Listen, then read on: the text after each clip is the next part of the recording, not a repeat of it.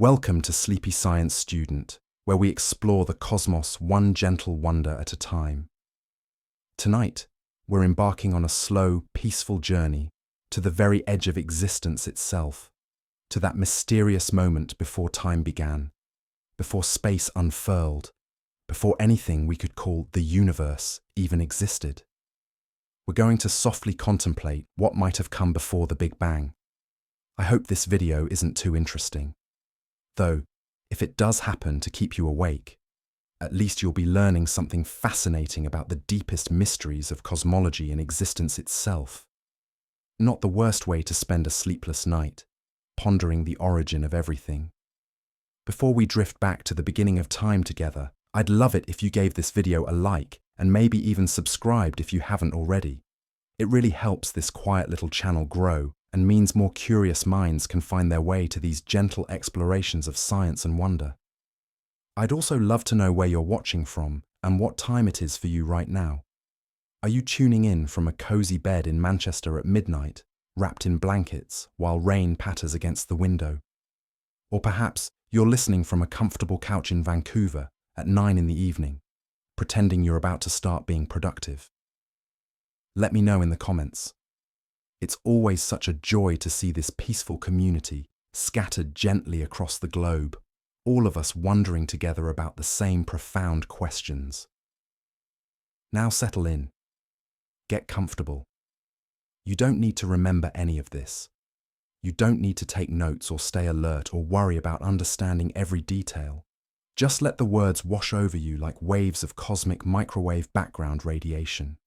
Ancient, gentle, omnipresent. Let your shoulders relax. Let your breathing slow. And as we begin this quiet voyage to the origin of everything, remember that this video is for educational and relaxation purposes only. It's not intended as medical advice, a replacement for cosmological research, or a guaranteed method for time travel, though it might make you feel pleasantly untethered from the present moment. Ready? Let's begin. Section 1. The question that echoes through time. Let's talk about a question that has haunted human beings for as long as we've been able to look up at the stars and wonder. What came before? It's perhaps the most natural question a curious mind can ask. Children ask it about their parents, their grandparents, the generations before. We ask it about history, about civilization, about the first humans, and eventually, inevitably, we ask it about the universe itself. What came before the Big Bang? It's a question that sounds simple, almost innocently simple, but it turns out to be one of the most profound, most challenging, and perhaps most unanswerable questions in all of science.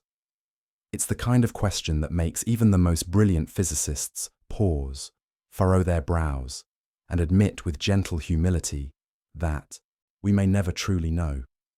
And there's something rather peaceful about that, isn't there? Not everything needs to be known. Not every mystery needs to be solved. Sometimes the wondering itself is enough. The Big Bang, as you probably know, is the name we've given to that moment when our universe began. Roughly 13.8 billion years ago, everything we can see, everything we can measure, everything that exists in our observable universe emerged from an incredibly hot, incredibly dense state, and began expanding. Space itself expanded. Time itself began. Matter and energy burst forth in a cosmic flourish that would eventually lead to galaxies, stars, planets, and you, lying there right now, peacefully contemplating your own cosmic origins. But here's the thing. The question, what came before the Big Bang, might not even make sense. It's a bit like asking, what's north of the North Pole? If the Big Bang was truly the beginning of time itself, then there was no before, no temporal moment preceding it, no earlier instant. The concept of before requires time to exist, and if time itself began with the Big Bang, then asking what came before is like trying to divide by zero. The question itself might be fundamentally flawed.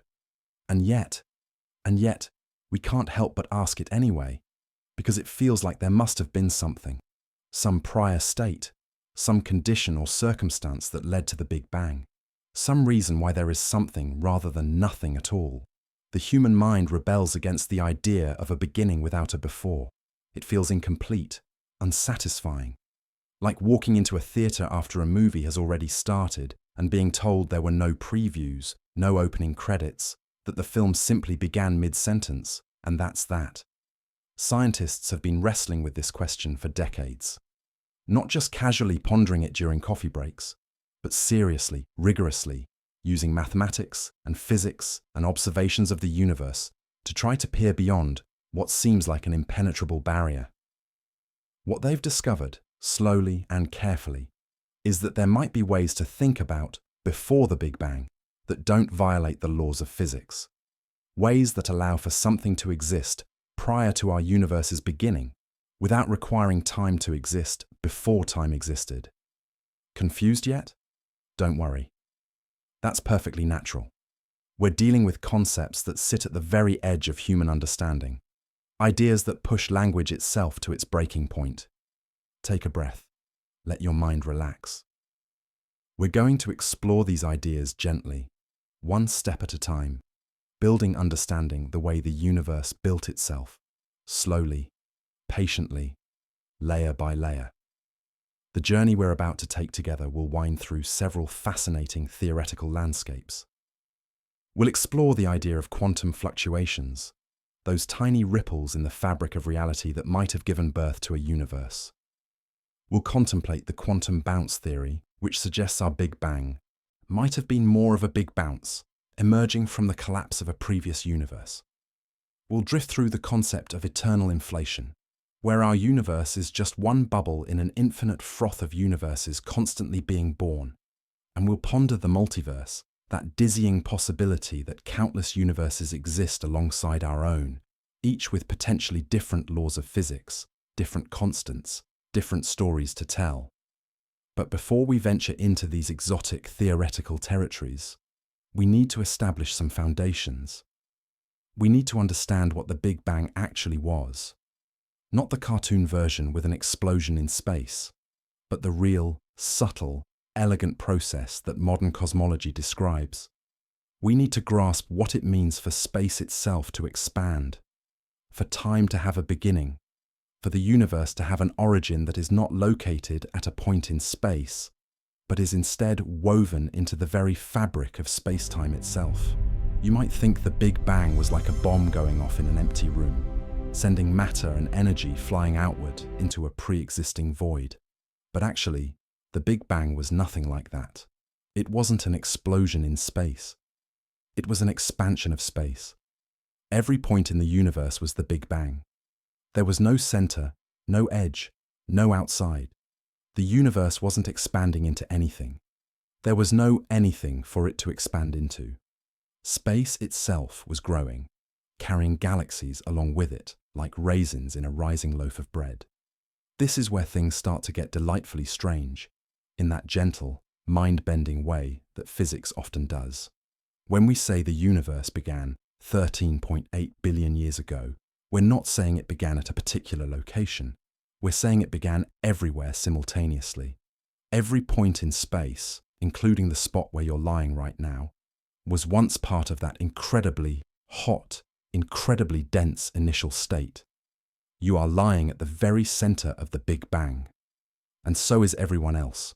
The Big Bang didn't happen somewhere else, long ago and far away.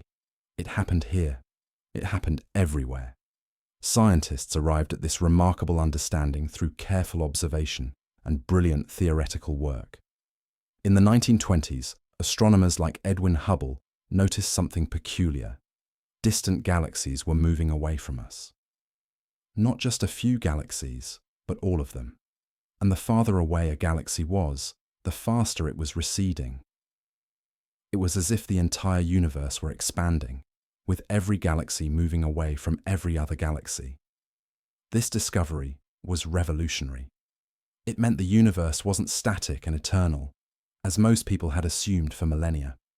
The universe was changing, evolving, expanding. And if it was expanding, that meant it must have been smaller in the past. Much smaller. If you imagined running the cosmic film backward, rewinding the expansion, you'd see all the galaxies drawing closer together, the universe becoming denser and denser, hotter and hotter, until eventually everything converged to a point, or more accurately, to an infinitely dense, infinitely hot state that physicists call a singularity. That singularity, that moment of ultimate density and temperature, is what we call the Big Bang. Though as names go, it's rather misleading. There was no bang in the sense of a sound, because sound requires air to travel through, and there was no air, no atoms, nothing that could vibrate to create sound waves. The term Big Bang was actually coined by Fred Hoyle, a scientist who didn't believe in the theory and used the name somewhat mockingly during a radio broadcast in 1949. The name stuck, despite being imperfect, because it was catchy and evocative, even if not entirely accurate. The evidence for the Big Bang kept accumulating over the decades. In 1964, two radio astronomers named Arno Penzias and Robert Wilson were trying to eliminate a persistent hiss of static from their radio antenna. They cleaned pigeon droppings off the equipment. They pointed it in different directions. Nothing worked. The hiss remained, coming from every direction in the sky, constant and unchanging. What they had discovered, quite by accident, was the cosmic microwave background radiation, the afterglow of the Big Bang itself, cooled over billions of years to just a few degrees above absolute zero, but still permeating all of space like an echo of that original moment of creation.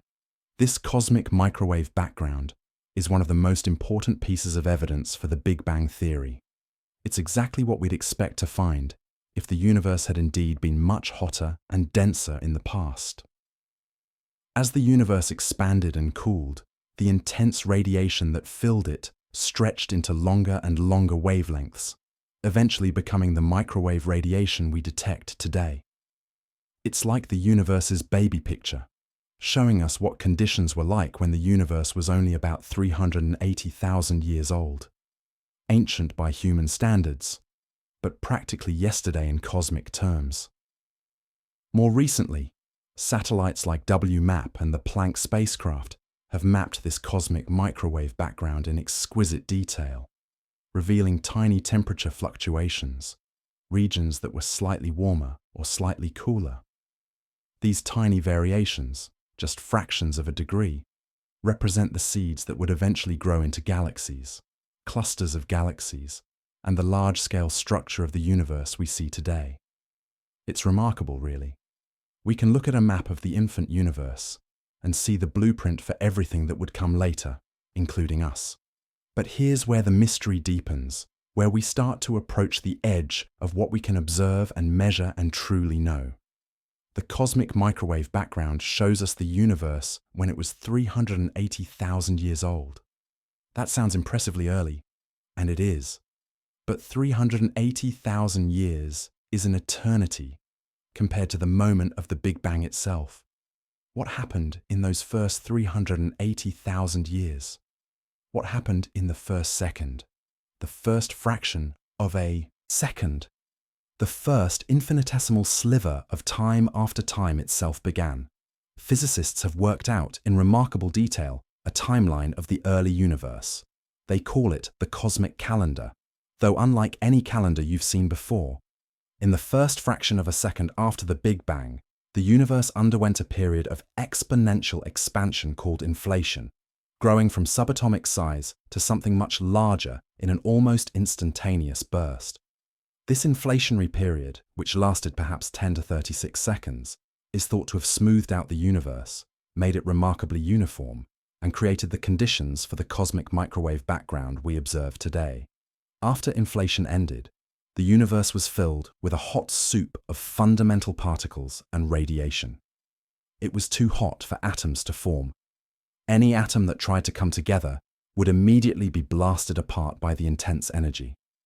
Over the next few minutes, as the universe continued to expand and cool, the first atomic nuclei began to form in a process called Big Bang nucleosynthesis. Protons and neutrons combined to create hydrogen and helium nuclei, along with tiny amounts of lithium. These were the only elements that existed in the early universe.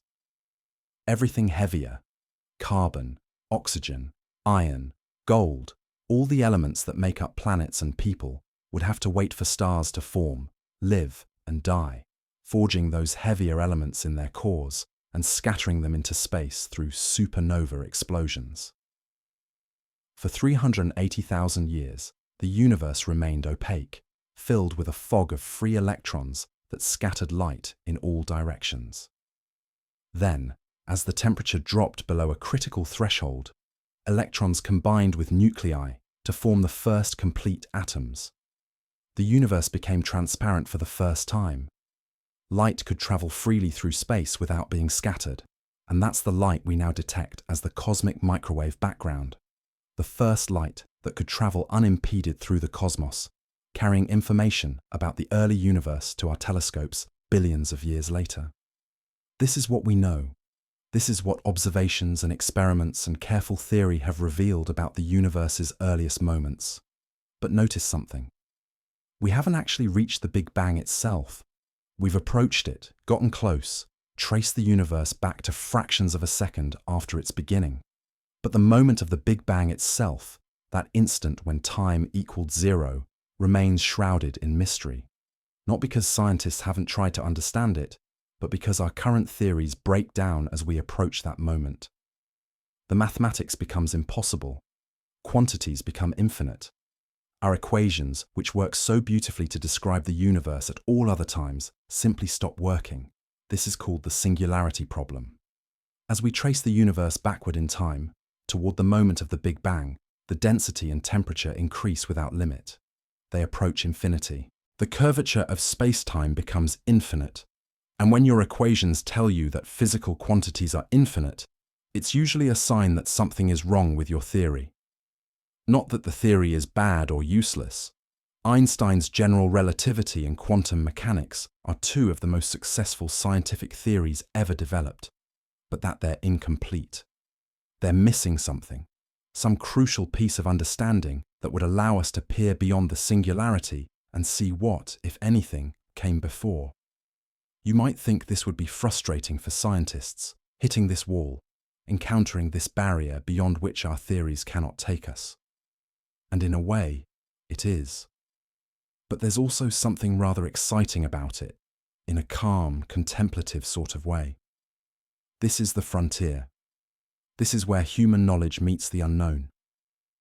This is where we get to wonder, to speculate, to propose bold new ideas that might eventually crack open this mystery and reveal what lies beyond. So let's pause for a moment, take a breath.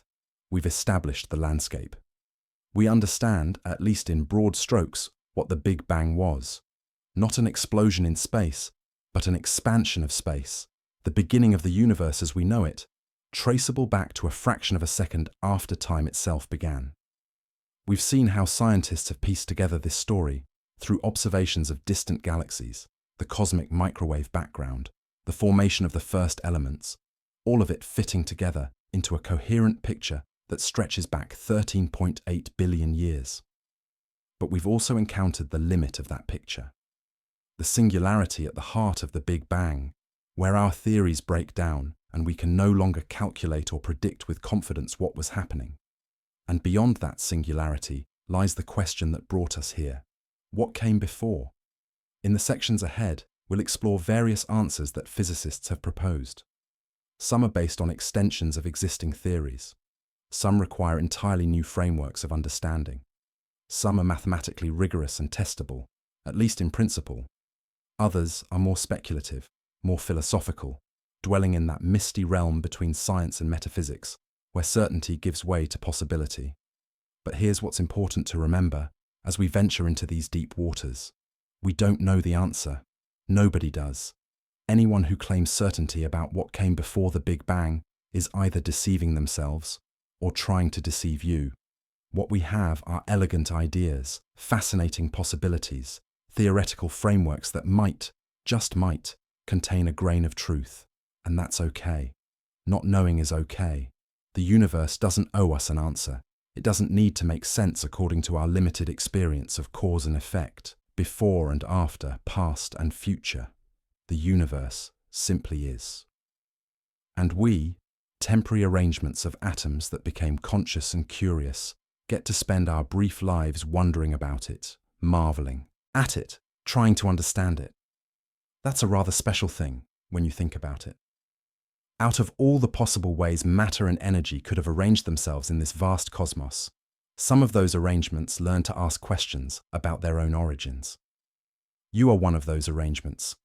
So am I.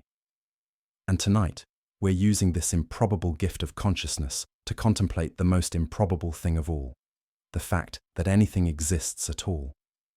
So let your mind rest for a moment before we continue. Feel the weight of your body against the surface beneath you, gently pulled by gravity, that ancient force that helped shape the universe from those first tiny fluctuations in the early cosmos. Listen to your own breathing.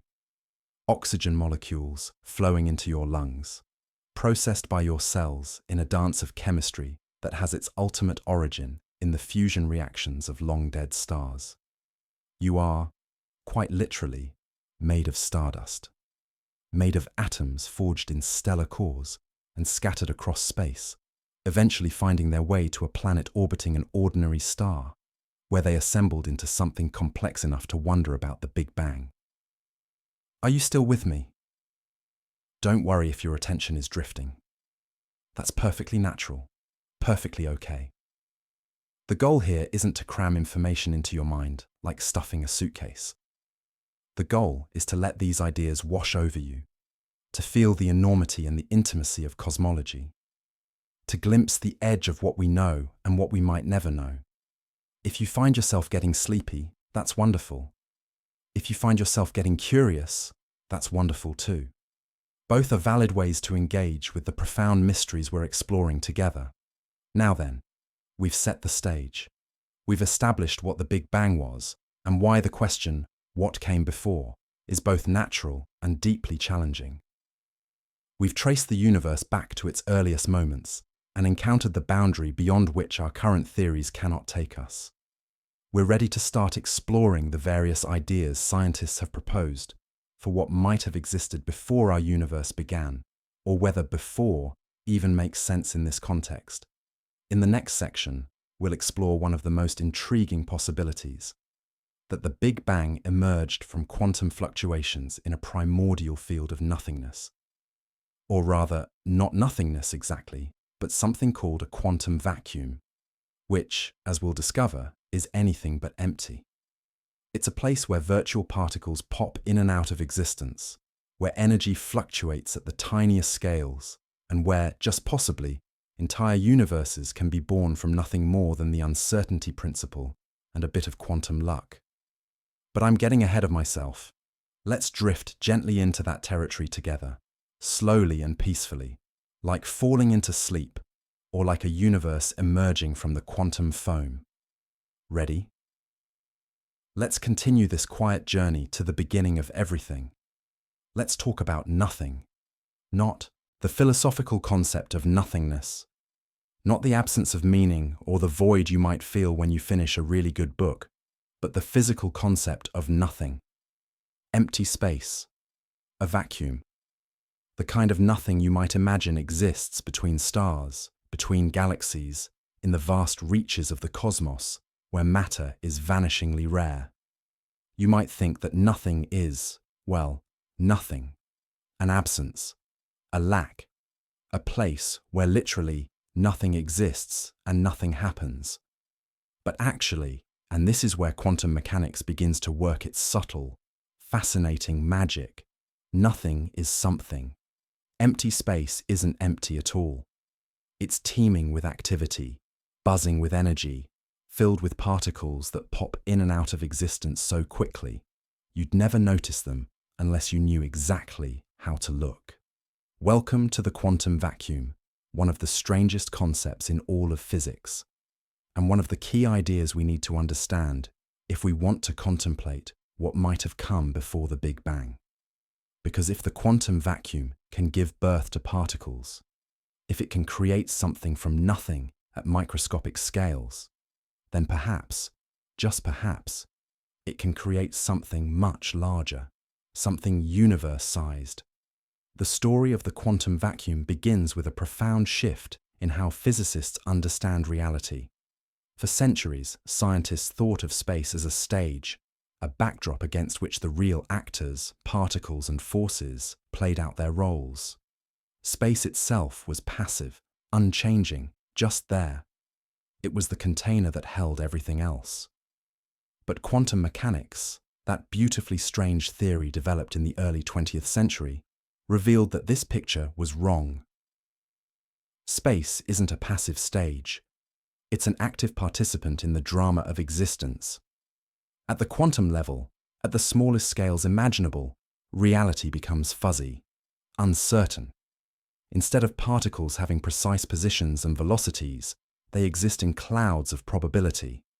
Instead of energy having a definite value at every point in space, it fluctuates, dancing around an average value like a bee hovering near a flower, never quite still. These fluctuations are fundamental to quantum mechanics. They're not caused by anything external, not the result of hidden forces or particles bumping into each other. They're built into the fabric of reality itself. Werner Heisenberg, one of the pioneers of quantum mechanics, formalized this idea in what's now called the Heisenberg uncertainty principle. It states that certain pairs of properties, like position and momentum, or energy and time, cannot both be known with perfect precision. The more precisely you know one, the less precisely you can know the other. It's not a limitation of our measuring instruments. It's a fundamental feature of nature. At the quantum level, reality itself is inherently uncertain. Now here's where it gets interesting for our purposes. The uncertainty principle has a curious consequence when applied to energy and time. It says that over very short time intervals, energy can fluctuate by large amounts. The shorter the time interval, the larger the possible energy fluctuation. These fluctuations happen everywhere, all the time, even in what we call empty space. The quantum vacuum is constantly experiencing these energy fluctuations, and when energy fluctuates, it can temporarily manifest as particles. These aren't ordinary particles. They're called virtual particles, and they live up to their name. They pop into existence in pairs, a particle and its antiparticle, and then, almost immediately, they annihilate each other and disappear, usually in a time so brief that it's impossible to observe them directly. They're like cosmic phantoms, flickering in and out of reality faster than you can blink. In fact, faster than anything can blink. They exist for time intervals so short that light itself can barely travel the width of an atomic nucleus during their brief lifespan. You might wonder how we know these virtual particles exist if we can't observe them directly. It's a fair question, and the answer is wonderfully indirect. Virtual particles have measurable effects on things we can observe. They alter the energy levels of atoms in tiny but detectable ways, an effect called the Lamb shift. They contribute to the magnetic properties of electrons. They cause a subtle force between uncharged metal plates placed very close together in a vacuum, an effect called the Casimir effect, named after the Dutch physicist Hendrik Casimir, who predicted it in 1948. The Casimir effect is particularly elegant in its simplicity. Take two perfectly flat metal plates and place them in a vacuum, just a few micrometers apart. According to classical physics, nothing should happen. There's no air between them, no particles, no forces being exerted. But according to quantum mechanics, the virtual particles popping in and out of existence in the vacuum between the plates are restricted. Only virtual particles with certain wavelengths can fit between the plates. Outside the plates, in the infinite space beyond, virtual particles of all wavelengths can appear. This creates an imbalance in the quantum vacuum pressure, and the plates are gently pushed together. It's a tiny effect, but it's been measured repeatedly, confirming that the quantum vacuum is not nothing, it's something. So the quantum vacuum is filled with these fleeting, ghostly particles, constantly appearing and disappearing in a cosmic dance of creation and annihilation. Energy borrows itself from the fabric of space-time, briefly manifests as particles, and then pays itself back by annihilating, all within the bounds allowed by the uncertainty principle. It's like the universe has a bank account that allows temporary overdrafts, as long as you pay it back quickly enough. The shorter the loan, the larger the amount you can borrow. Now, let's pause here and take a breath. Feel the air entering your lungs, molecules of oxygen and nitrogen that were once part of the quantum vacuum, their constituent particles forged in the Big Bang and in the hearts of stars. The same quantum principles that govern the creation and annihilation of virtual particles also govern the behavior of the atoms in your body, the electrons flowing through your neurons, the photons landing on your retina if your eyes are still open. Everything is connected through these quantum threads, including you and the very beginning of the universe. Here's where things start to connect to our question about what came before the Big Bang. If the quantum vacuum can create particles from nothing, or more accurately, if it can borrow energy from uncertainty to create temporary particles, then is there a limit to the size of the fluctuation? Can the quantum vacuum create bigger things, more energetic things? Could it, under the right circumstances, create something as large and energetic as an entire universe? This is not an idle speculation. It's a serious scientific hypothesis proposed by several theoretical physicists. The idea is sometimes called creation from nothing, though that's a bit misleading because the nothing we're talking about is not absolute nothingness. It's the quantum vacuum, which, as we've seen, is quite something indeed. It's better to think of it as creation from the quantum vacuum, or quantum creation. The physicist most associated with this idea is Alexander Vilenkin, who in the 1980s developed a mathematical framework for how a universe could tunnel into existence from the quantum vacuum. Tunneling is a quantum phenomenon, where particles can pass through barriers that classical physics says they shouldn't be able to cross. It happens all the time at the subatomic level. Electrons tunnel through barriers in electronic devices. Protons tunnel through energy barriers to fuse in the cores of stars, making nuclear fusion possible at temperatures that would otherwise be too low. Vilenkin proposed that a universe could tunnel into existence in much the same way. In his model, the quantum vacuum doesn't exist in nothing. It exists in a particular quantum state, a configuration described by wave functions and probability amplitudes, mathematical entities that encapsulate all possible outcomes. In this quantum state, there's a non-zero probability that a small region of space could suddenly inflate, expanding exponentially and becoming what we would recognize as a universe, complete with space, time, matter, and energy. It's a bit like, imagine a perfectly flat pond on a windless day. The surface is smooth, undisturbed. But at the quantum level, the water molecules are constantly jiggling, vibrating with thermal energy. Every once in a while, a particularly large fluctuation might create a tiny ripple, a momentary disturbance on the surface. Now imagine that instead of smoothing out and disappearing, this ripple somehow amplified itself, grew larger and larger, eventually becoming a wave that spread across the entire pond and beyond. That's roughly what quantum creation proposes happened with our universe. A fluctuation in the quantum vacuum, amplified by the mechanism of cosmic inflation, grew from submicroscopic to cosmic in size. But here's the truly remarkable part of this idea. If a universe can quantum tunnel into existence, there's no need for a cause in the traditional sense. No need for something to trigger it. No need for a pre-existing time in which the cause could occur. The universe simply appears because quantum mechanics allows it to. The probability might be vanishingly small, but in an infinite expanse of quantum vacuum existing in a timeless state, even vanishingly small probabilities can eventually happen. And when they do, a universe is born. This challenges our intuition in profound ways. We're used to cause and effect. We drop a glass and it falls. We plant a seed and a flower grows. Every event has a cause that preceded it in time. But at the quantum level, this strict causality breaks down. Particles can behave in ways that seem acausal, appearing in places they shouldn't be able to reach, existing in superpositions of states until measured.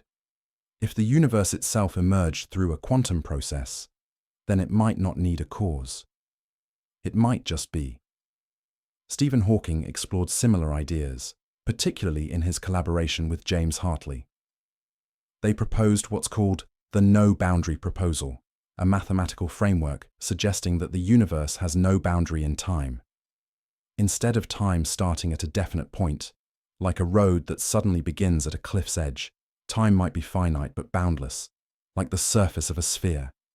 If you walk far enough north on Earth, you eventually reach the North Pole, but there's no edge, no boundary, no point where the surface suddenly stops. The North Pole is just the most northern point. Similarly, the Big Bang might be the most past point, but not a boundary where time began. Time might curve back on itself in a way that makes the question, what came before, as meaningless as asking, what's north of the North Pole? These are deep ideas, and they require thinking about time in ways that feel foreign. We experience time as a river flowing in one direction, from past through present toward future. We remember the past, but not the future. Causes precede effects. But these are features of how time works in our universe, not necessarily features of reality at its most fundamental level. At the quantum level, at the beginning of the universe, time might behave differently. It might not flow in a linear way. It might not have a clear directionality. Let's drift gently back to the quantum vacuum for a moment. We've established that it's not empty, that it's filled with virtual particles and energy fluctuations, and that these fluctuations are a fundamental feature of quantum mechanics. But what is this quantum vacuum made of? What is its nature? In quantum field theory, the framework that combines quantum mechanics with special relativity, the vacuum is described as the lowest energy state of a field. Fields, in this context, are entities that exist throughout all of space and time. There's an electromagnetic field, a gravitational field, an electron field, a quark field, and so on for every type of particle. These fields are always present, everywhere. What we call particles are actually excitations of these fields, ripples or waves traveling through them. An electron is an excitation of the electron field. A photon is an excitation of the electromagnetic field. Even when no particles are present, the fields themselves still exist, and crucially, they still have energy. The vacuum is the state where the fields have their minimum energy, but that minimum isn't zero. It can't be zero because of the uncertainty principle. If the energy were exactly zero, we'd know both the energy and its rate of change with perfect precision, which the uncertainty principle forbids. So the fields must fluctuate, must have some residual energy, even in their lowest possible state. This residual energy is called vacuum energy, or zero-point energy, and it's a fundamental feature of reality. The quantum vacuum, then, is not nothingness. It's a seething foam of quantum fields in their ground state, fluctuating according to the uncertainty principle, giving rise to virtual particles that briefly borrow energy from the fabric of space-time itself. It's the closest thing to nothing that can exist in our universe, but it's still very much something. And that something, according to some theories, might be capable of giving birth to a universe. Now, you might be wondering about the energy required to create a universe. Creating all the matter and energy in the observable universe seems like it would take an enormous amount of, well, energy. Where does that energy come from? If it comes from the quantum vacuum, doesn't that violate the conservation of energy, one of the most fundamental principles in physics? This is where the accounting gets interesting, in a calm, bookkeeping sort of way. It turns out that the total energy of the universe might be zero, not approximately zero, exactly zero. How can this be? When the universe is filled with matter and radiation and all sorts of energetic things? The answer lies in gravity. Gravitational potential energy is negative. It takes energy to pull things apart against gravity. When things fall together under gravity, they release energy. The deeper you are in a gravitational well, the more negative your potential energy. When you add up all the positive energy in the universe, the mass energy of particles, the kinetic energy of motion, the energy in radiation, and all the negative gravitational potential energy, the total might sum to zero. Alan Guth, one of the pioneers of inflation theory, famously called the universe the ultimate free lunch. If the total energy is zero, then creating a universe doesn't require borrowing any net energy. It's like redistributing $0. You take nothing and divide it into positive and negative parts that sum back to nothing. The universe can be created without violating energy conservation because there's no net energy to conserve. This is admittedly strange to think about. How can something as vast and complex as the universe have zero total energy? But the mathematics suggests it's possible, even likely. And if it's true, it removes one of the major objections to the idea of quantum creation. A universe can emerge from the quantum vacuum without needing an external energy source because the universe itself contains zero net energy. Let's rest here for a moment. Take a slow breath. We've journeyed deep into the quantum realm, explored the surprising activity of empty space, contemplated virtual particles flickering in and out of existence, and considered the possibility that the universe itself might have emerged from a quantum fluctuation. These are not easy ideas. They require letting go of everyday intuitions about cause and effect, about what it means for something to exist, about the nature of time itself. If you find yourself confused, that's okay. Even physicists who work with these concepts every day sometimes step back and marvel at how strange reality is at its deepest levels. The universe is under no obligation to make sense to creatures like us, products of evolution designed to avoid predators and find food, not to comprehend quantum mechanics or the origin of space-time. And yet, somehow, we can grasp these ideas, at least partially. We can build mathematical frameworks that describe them. We can make predictions and test them. We can peer into the quantum vacuum and see, with instruments and ingenuity, the ghostly presence of virtual particles. It's quite remarkable, really.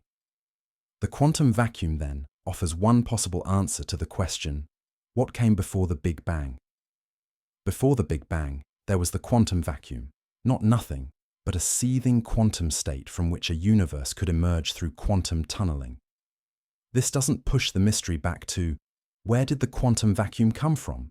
But it does offer a framework for understanding how something can come from apparent nothing without requiring a cause in the traditional sense. But this is just one possibility. As we'll explore in the coming sections, there are other ways to think about what came before. The quantum vacuum story is elegant and mathematically grounded, but it's not the only story physicists have proposed. Some theories suggest the Big Bang wasn't a beginning at all, but a transition from a previous state. Others propose that time itself might work differently than we imagine, making before the Big Bang a meaningful concept in unexpected ways. Before we move on, though, let's linger a bit longer with the quantum vacuum and its implications. If universes can emerge from quantum fluctuations, there's an intriguing follow-up question. How many universes have emerged this way? Is our universe unique, a singular quantum event that happened once and only once? Or might the quantum vacuum have given birth to many universes, perhaps infinitely many, each emerging from its own quantum fluctuation? This question leads us toward ideas of the multiverse, which we'll explore more deeply later. But it's worth noting here that if quantum creation is possible at all, it's hard to argue that it happened only once. Quantum events are probabilistic. If there's a non-zero probability of a universe tunneling into existence, and if the quantum vacuum exists in some timeless way across infinite expanse, then that probability should be realized not just once, but many times. Perhaps infinitely many times. Each universe that emerges might have different properties. The fundamental constants of physics, the strength of gravity, the mass of the electron, the speed of light, might vary from universe to universe. Some universes might be hospitable to complex structures like atoms, molecules, stars, and life. Others might be sterile, unable to form anything more complex than a diffuse gas. We, of course, find ourselves in a universe capable of supporting our existence, not because we're special, but because we could only emerge in a universe with the right properties. It's a selection effect, like only finding fish in water. The fish don't conclude that water was designed for them. They simply couldn't exist anywhere else. This idea, called the anthropic principle, is controversial and sometimes misunderstood. It's not saying the universe was made for us. It's saying that the properties we observe in our universe are inevitably those compatible with our existence, because we couldn't observe any others. If the quantum vacuum gives birth to universes with varying properties, observers like us will naturally find themselves in universes where observation is possible.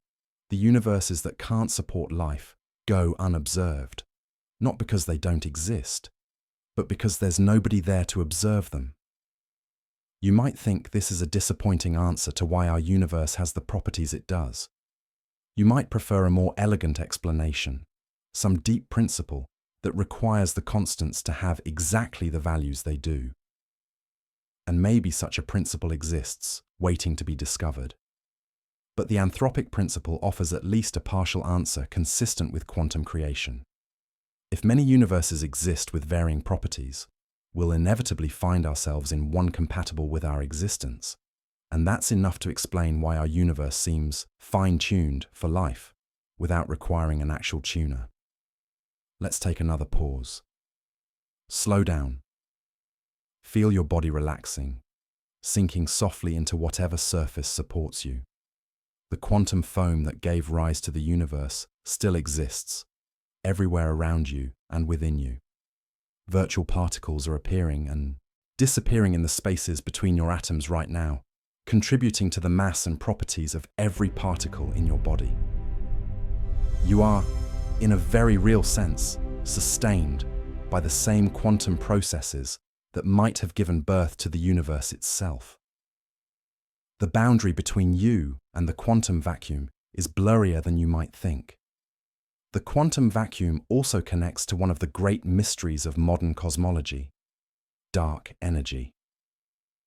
Observations over the past few decades have revealed that the expansion of the universe is accelerating. Galaxies are flying apart faster and faster, driven by some mysterious force that seems to be built into the fabric of space itself. This force is called dark energy, and it behaves very much like the vacuum energy we've been discussing. If space itself has energy, if the quantum vacuum has a non-zero energy density, then as space expands, more vacuum energy is created. This energy pushes outward, causing the expansion to accelerate. The amount of dark energy needed to explain our observations is quite small, about 6 billionths of a joule per cubic meter, roughly equivalent to the mass energy of a few hydrogen atoms per cubic meter of space. But when you multiply this by the enormous volume of the observable universe, it adds up to about 68% of all the energy in the cosmos. Here's the puzzle. When physicists try to calculate the vacuum energy from first principles using quantum field theory, they get a number that's vastly larger, about 120 orders of magnitude larger than what we observe. This is sometimes called the worst prediction in the history of physics, though that's perhaps too harsh. It's more accurate to say we don't yet understand why the vacuum energy has the value it does.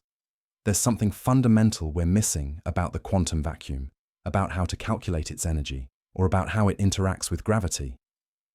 This mystery connects back to our question about what came before the Big Bang.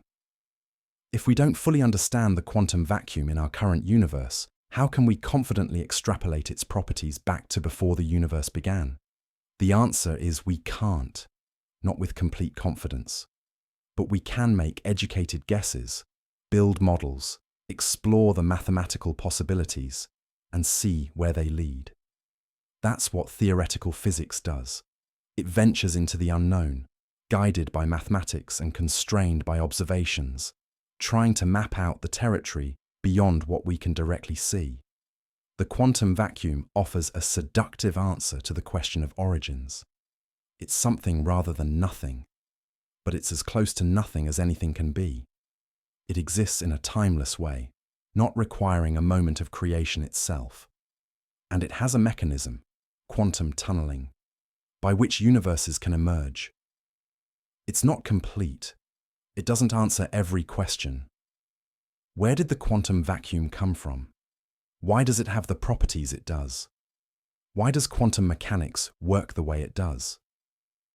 These questions remain, but the quantum vacuum at least provides a framework, a way of thinking about creation that doesn't require miracles or violations of physics. Some find this answer unsatisfying. It feels like replacing one mystery with another. We asked, what came before the Big Bang? And the answer is the quantum vacuum, which just raises the question, what came before the quantum vacuum? It's turtles all the way down, as the old saying goes. And that's fair criticism. But consider this. Maybe that's just how reality is. Maybe there isn't a final, ultimate answer that explains everything without remainder. Maybe existence is fundamentally mysterious, and the best we can do is push the mystery back one level, then another, always finding new questions behind our answers. There's something peaceful about accepting this, don't you think? The universe doesn't owe us complete understanding. It doesn't need to be fully comprehensible to creatures like us. We can celebrate what we do understand, the quantum mechanics, the general relativity, the observations of the cosmos, while acknowledging the vast ocean of what we don't yet know. We can be comfortable with uncertainty, with partial answers, with questions that might never be fully resolved. The quantum vacuum is where something and nothing blur together, where the certainty of classical physics gives way to the probability clouds of quantum mechanics, where the rigid distinction between existence and non-existence softens into something more subtle.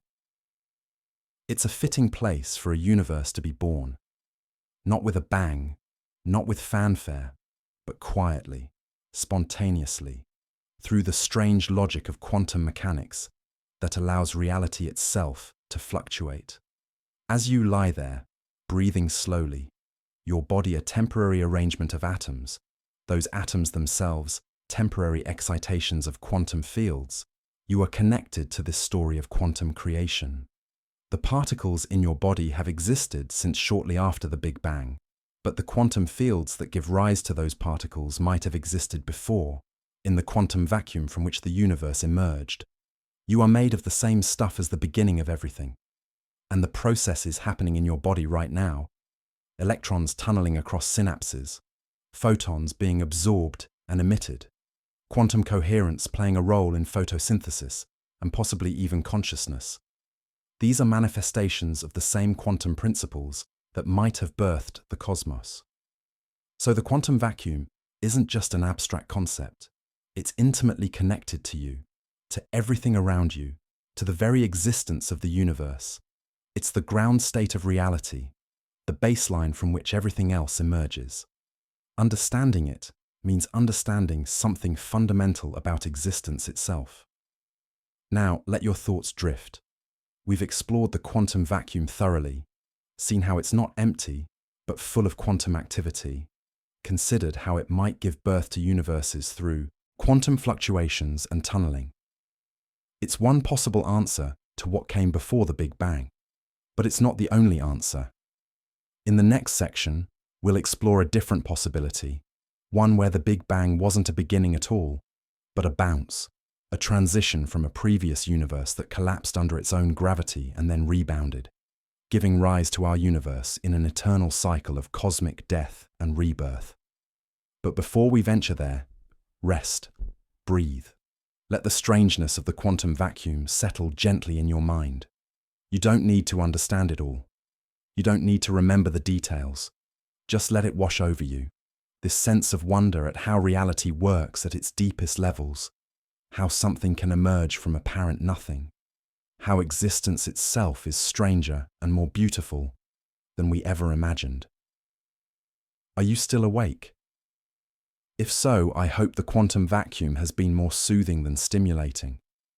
There's something calming about contemplating these deep questions, isn't there? They put our everyday concerns into perspective.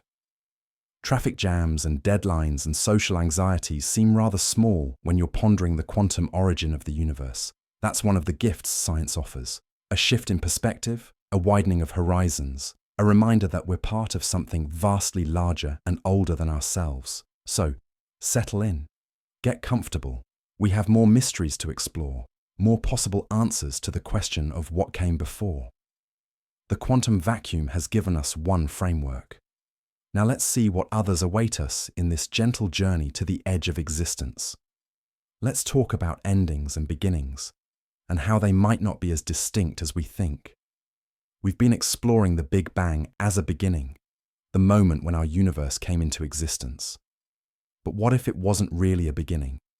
What if it was more like a transition, a phase change, a moment when one state of the universe transformed into another?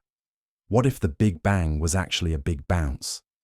This is the central idea of cyclic cosmology, a family of theories proposing that the universe goes through repeated cycles of expansion and contraction, death and rebirth, ending and beginning. In these models, our Big Bang emerged from the collapse and rebound of a previous universe. Before our universe, there was another universe. Before that, another. And another. Perhaps infinitely many, stretching back into an endless past. Each universe giving birth to the next in an eternal cosmic cycle. It's a beautiful idea, isn't it? There's something deeply appealing about cyclical time, about the notion that endings contain the seeds of new beginnings.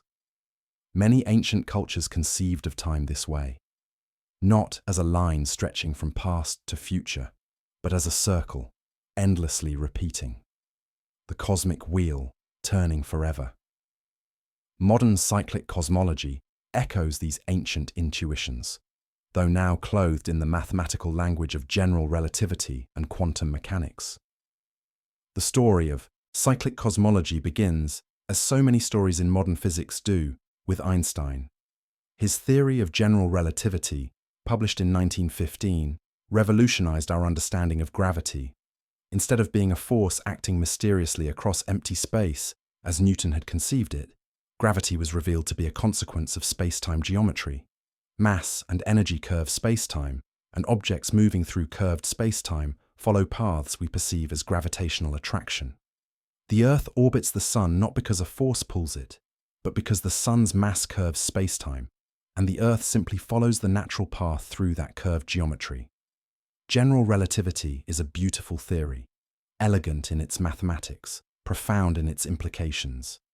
But it has a problem, one that becomes apparent when you try to apply it to the universe as a whole.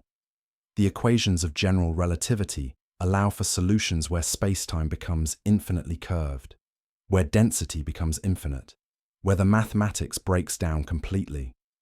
These are called singularities, and they appear in two crucial contexts.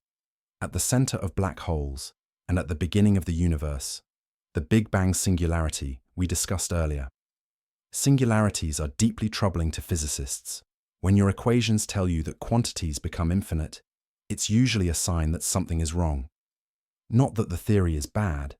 General relativity is one of the most successful theories in physics, confirmed by countless experiments and observations. But it's incomplete. It doesn't account for quantum mechanics, and at the extreme conditions where singularities form, quantum effects should become important. We need a theory of quantum gravity, a framework that combines general relativity with quantum mechanics, to understand what really happens at singularities. Unfortunately, we don't yet have a complete theory of quantum gravity. It's one of the great unsolved problems in theoretical physics. String theory is a candidate. Loop quantum gravity is another. There are other approaches as well, but none of them are fully developed or experimentally confirmed. So when we talk about what happens at the Big Bang singularity, we're necessarily speculating, extrapolating from incomplete theories, venturing into territory where the map runs out and we have to make educated guesses. Loop quantum gravity, though still a work in progress, offers some intriguing insights relevant to our question. This approach tries to quantize spacetime itself, treating it not as a smooth continuum, but as composed of discrete, granular units at the smallest scales. The Planck scale, about 10^35 meters. At this scale, spacetime becomes a quantum foam, a seething network of interconnected loops and nodes. space and time themselves become quantized, just as energy is quantized in atoms. When physicists apply loop quantum gravity to cosmology, something remarkable happens. The singularity at the Big Bang disappears. It's replaced by a bounce. As you trace the universe backward in time, it gets smaller and denser, just as standard cosmology predicts. But instead of collapsing to infinite density at a singularity, it reaches a maximum density, enormous but finite, and then bounces, expanding again. The Big Bang becomes a big bounce, a transition point between a contracting phase and an expanding phase. It's a bit like a ball bouncing. Imagine throwing a ball at the ground. It falls, accelerates, hits the ground, compresses slightly, and then bounces back up. The moment of contact with the ground is the bounce, the transition from downward motion to upward motion. The big bounce is similar, except instead of a ball, it's the entire universe, and instead of hitting the ground, it's reaching a maximum density beyond which quantum gravity effects prevent further collapse. In these bouncing cosmology models, before our universe was expanding, it was contracting. Space was shrinking, galaxies were drawing closer together, the cosmic microwave background radiation was blue shifting to higher and higher energies. The universe was collapsing, heading toward what would have been a big crunch, the opposite of the Big Bang, an endpoint where all of space collapses to a point. But quantum effects intervened. At incredibly high densities, when the universe was compressed to sizes comparable to the Planck length, quantum gravity effects became dominant. These quantum effects act like a cosmic trampoline, providing a repulsive force that halts the collapse and triggers a rebound. The contracting universe bounces, beginning a new phase of expansion, which we experience as the Big Bang. This idea has profound implications. If the Big Bang was a bounce, then time didn't begin with our universe. Time extends backward through the bounce into the previous contracting phase.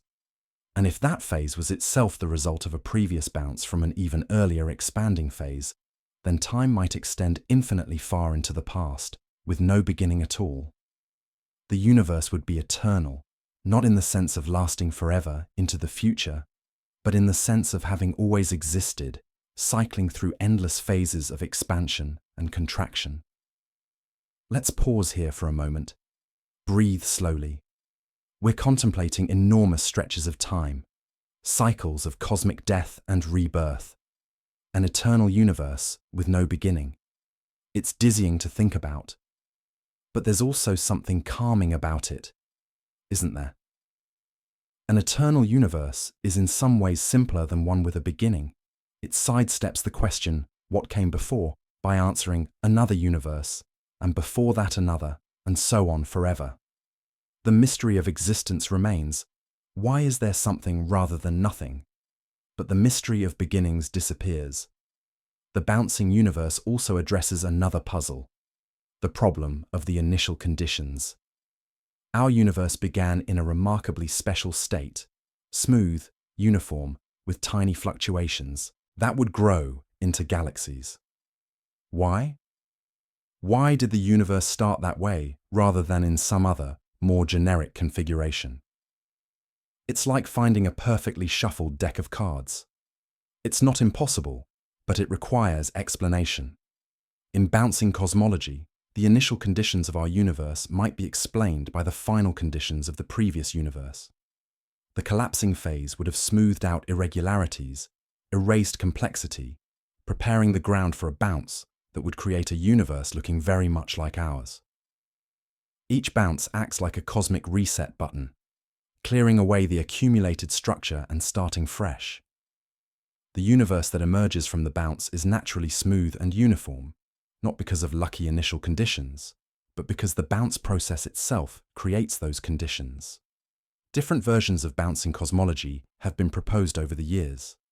Some rely on loop quantum gravity, as we've discussed. Others use different mechanisms to create the bounce.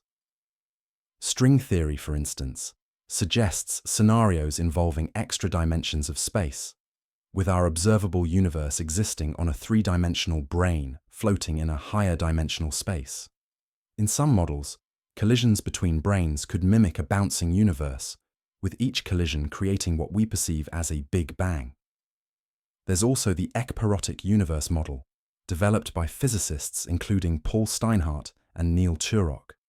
Ekpyrotic comes from the Greek word for conflagration, referring to the Stoic idea of eternal cycles of creation and destruction.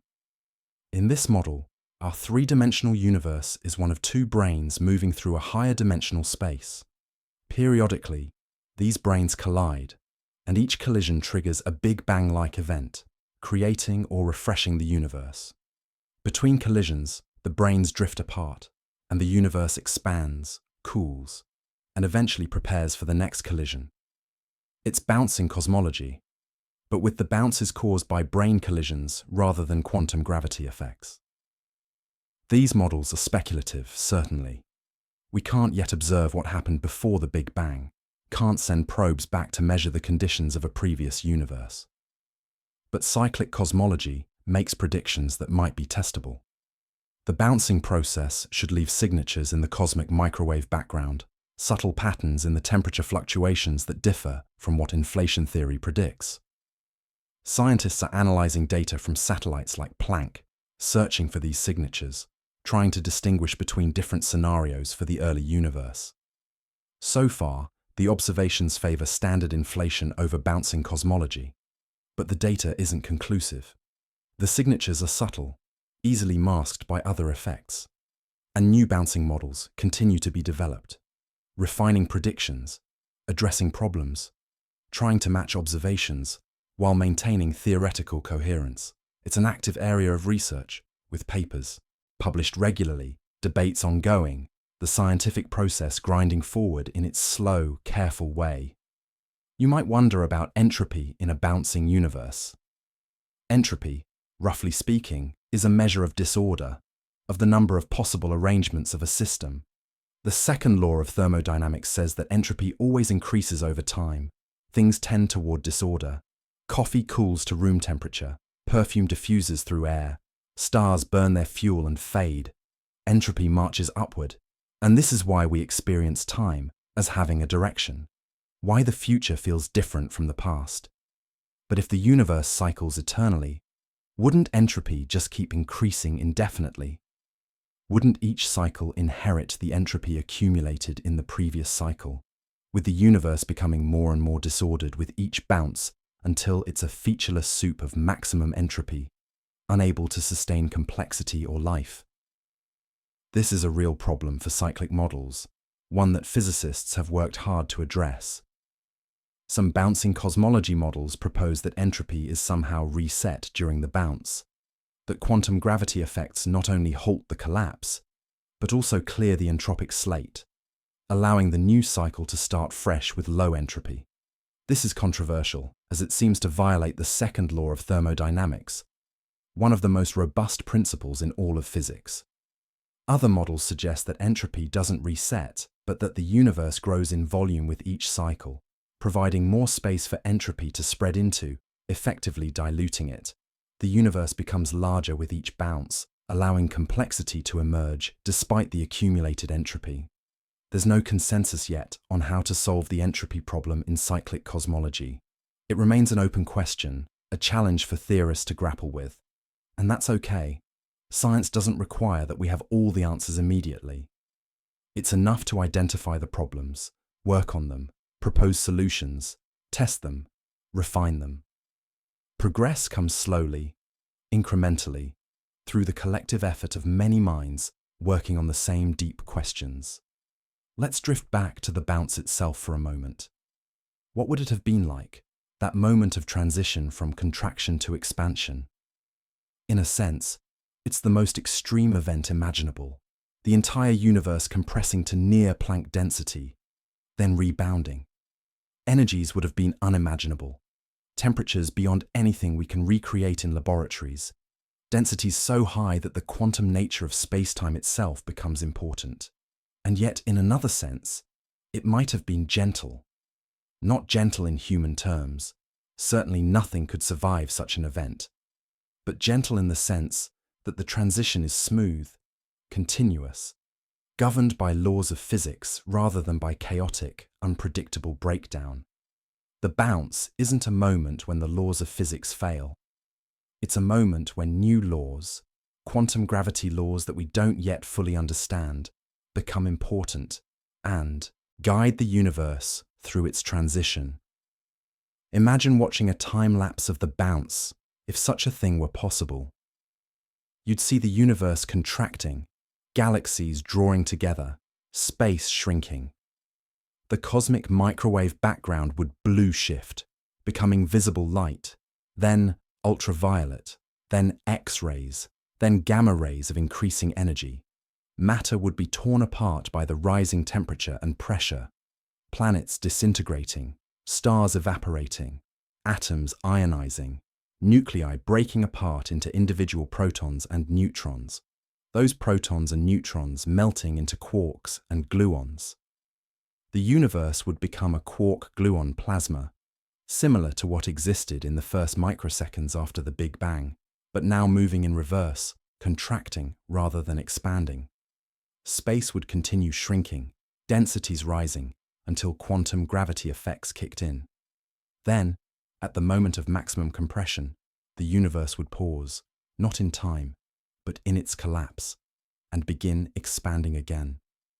The contraction would reverse. The quark-gluon plasma would begin to cool and expand. Quarks would bind into protons and neutrons, nuclei would form, atoms would assemble, and eventually, given billions of years, galaxies and stars and planets would condense out of the expanding cosmic soup. It's a cosmic phoenix, dying and being reborn, an eternal dance of collapse and expansion. And if this picture is correct, we're living in one cycle among countless others, our universe not special except in being the one we happen to inhabit. There's something both humbling and comforting about this vision. Humbling because it suggests our universe, vast as it is just one episode in an endless series, no more unique than Tuesday is among all the days of an eternal calendar. Comforting because it means existence itself is eternal, that there was never a moment when nothing existed, that reality is permanent even if any particular configuration of it is temporary. Of course, this assumes the bouncing continues forever. But does it have to? Could the cycle stop? Could there be a final collapse that doesn't bounce, or a final expansion that never reverses? These questions depend on the details of the bouncing mechanism and the properties of the universe. In some models, the bouncing can continue indefinitely. In others, the cycle might eventually break down, with the universe either expanding forever or collapsing to a true singularity. Our own universe, as best we can tell from observations, is expanding at an accelerating rate due to dark energy. If this acceleration continues indefinitely, the universe won't recollapse. It will expand forever, growing colder and more dilute, eventually reaching a state called heat death, where all energy is evenly distributed and no more work can be done. This doesn't fit naturally with cyclic cosmology, which requires the universe to eventually stop expanding and begin contracting to set up the next bounce. Some cyclic models propose that dark energy isn't truly constant, but will eventually decay or change its properties, allowing the expansion to slow and reverse. Others suggest that our universe might be in an atypical cycle, one that doesn't recollapse, making it the final chapter in an otherwise eternal series. Or perhaps the observations are misleading, and dark energy will behave differently in the far future than it does today. We simply don't know yet. The fate of the universe remains an open question. Let's take another breath here. Slow down. Feel the weight of your body, gently pressed against the surface beneath you by gravity, that ancient force that shapes the cosmos, that compresses dying stars into black holes, that might someday reverse the expansion of the universe and trigger a cosmic collapse. Or might not. The future, like the past, remains mysterious at the larger scales. Bouncing cosmology also connects to philosophical questions about the nature of time and existence. If the universe cycles eternally, with no beginning and no end, does that make time fundamentally circular rather than linear? Not in a simple sense. Each cycle doesn't repeat exactly. The conditions at each bounce are different. The universes that emerge are unique. But there's a cyclical quality to the large-scale structure of time, a rhythmic pulse of expansion and contraction that echoes on and on. Some philosophers argue that an eternal universe is more intellectually satisfying than one with a beginning. Why should time have a starting point? What could cause time to begin, given that causation itself requires time? An eternal universe sidesteps these paradoxes. There's no need to explain a beginning because there isn't one. Existence has always existed in one form or another. Others argue the opposite, that an eternal universe is problematic precisely because it has no explanation for why it exists. At least a universe with a beginning might have a cause, something that brought it into existence. An eternal universe just is, with no explanation offered for its existence. It's brute fact, irreducible mystery. Whether you find this satisfying or frustrating probably depends on your philosophical temperament. Science alone can't resolve these philosophical debates. It can tell us what the universe is like, how it behaves, perhaps even whether it's cyclic or had a beginning. But science can't tell us why there's something rather than nothing, why the laws of physics are what they are, or whether existence requires an explanation beyond itself. These questions venture into metaphysics, philosophy, perhaps theology. They're important questions, worth pondering, but they extend beyond what telescopes and equations can answer. The bouncing universe offers a particular vision of what came before the Big Bang, another universe, contracting under its own gravity, reaching maximum compression, and then rebounding to become our universe. It's a scientifically respectable idea, grounded in attempts to understand quantum gravity, consistent with known physics, and potentially testable through observations of the cosmic microwave background or other phenomena. But it's not proven. It's not even the majority view among cosmologists. It's one possibility among several, an intriguing hypothesis that continues to be developed and refined. The observations so far tend to favor inflation over bouncing models, though this could change as data improves and theories evolve. Science is always provisional, always open to revision in light of new evidence. What makes bouncing cosmology compelling isn't that it's certainly true, we don't know if it is, but that it shows how a universe might have existed before our Big Bang without requiring a singularity or a moment when physical laws break down. It demonstrates that before the Big Bang can be a meaningful concept if we're willing to think about the beginning of our universe as a transition rather than an absolute origin. If you find yourself drawn to this idea, to the notion of an eternal cosmic cycle, you're not alone. The cyclical nature of time has appealed to humans across cultures and eras. It appears in Hindu cosmology, with its cycles of creation and destruction spanning billions of years. It appears in the Stoic philosophy of ancient Greece and Rome. It appears in indigenous traditions around the world. Perhaps there's something deep in human consciousness that resonates with cyclical time, a pattern we recognize from our daily experience of sunrise and sunset, seasons and years, birth and death and birth again. Modern bouncing cosmology takes this ancient intuition and gives it mathematical form, grounding it in physics rather than mythology. Whether the universe actually bounces is an empirical question, one we might someday answer through observation. But the mere possibility of a bouncing universe expands our imagination, shows us that the cosmos might be stranger and more varied than we initially supposed. Now, let your thoughts gently drift. We've explored the possibility of a bouncing universe, seen how quantum gravity might prevent the singularity and allow a transition from a previous cosmic cycle. We've contemplated eternal time, with no beginning and no end, just endless cycles of expansion and contraction. It's one possible answer to what came before the Big Bang, not nothing, not even just a quantum vacuum, but an entire universe, as real and complex as our own, collapsing and giving birth to ours in a cosmic bounce. But there are other possibilities still to explore.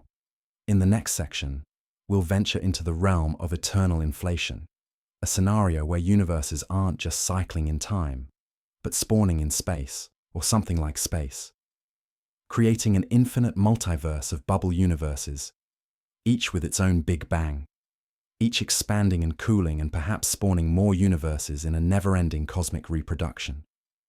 Our universe would be just one bubble among infinite, others not special except in being ours. Before we drift there, though, rest. Relax. The bouncing universe with its eternal cycles offers a kind of comfort. If reality is eternal, if existence has always been and always will be, then we're part of something permanent, even if our individual lives are brief. The atoms in your body have been recycled countless times, part of stars and planets and living things, persisting through time, enduring.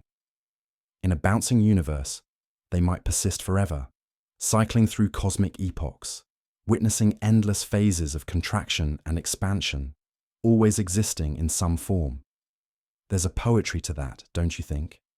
An ancient, patient rhythm to existence, a cosmic heartbeat of expansion and contraction, each bounce a new beginning, each collapse an ending that carries the seeds of what comes next.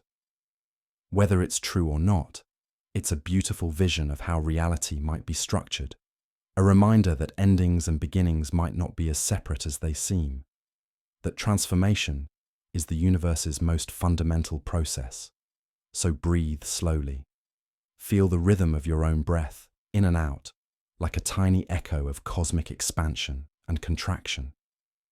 And when you're ready, we'll continue our journey, exploring more possibilities for what came before the Big Bang, more ways to think about the origin of everything, more windows into the deep mystery of existence itself. Let's talk about classification. Humans love to organize things, to create categories and taxonomies, to take the messy complexity of reality and sort it into neat boxes with labels. We do it with living things: kingdom, phylum, class, order, family, genus, species. We do it with elements, arranging them in the periodic table by atomic number and properties. We even do it with particles, organizing them into fermions and bosons, quarks and leptons, each with their place in the grand scheme of things. So perhaps it's not surprising that physicists have attempted to classify the different types of multiverse. Not all multiverses are created equal, you see. The word multiverse gets used to describe several distinct concepts, each with different implications, different levels of speculation, different relationships to observation and experiment. It would be convenient if we could just say the multiverse and everyone knew what we meant. But reality, or at least our theories about reality, is more complicated than that. The physicist and cosmologist Max Tegmark proposed a helpful classification scheme, organizing multiverse theories into 4 levels.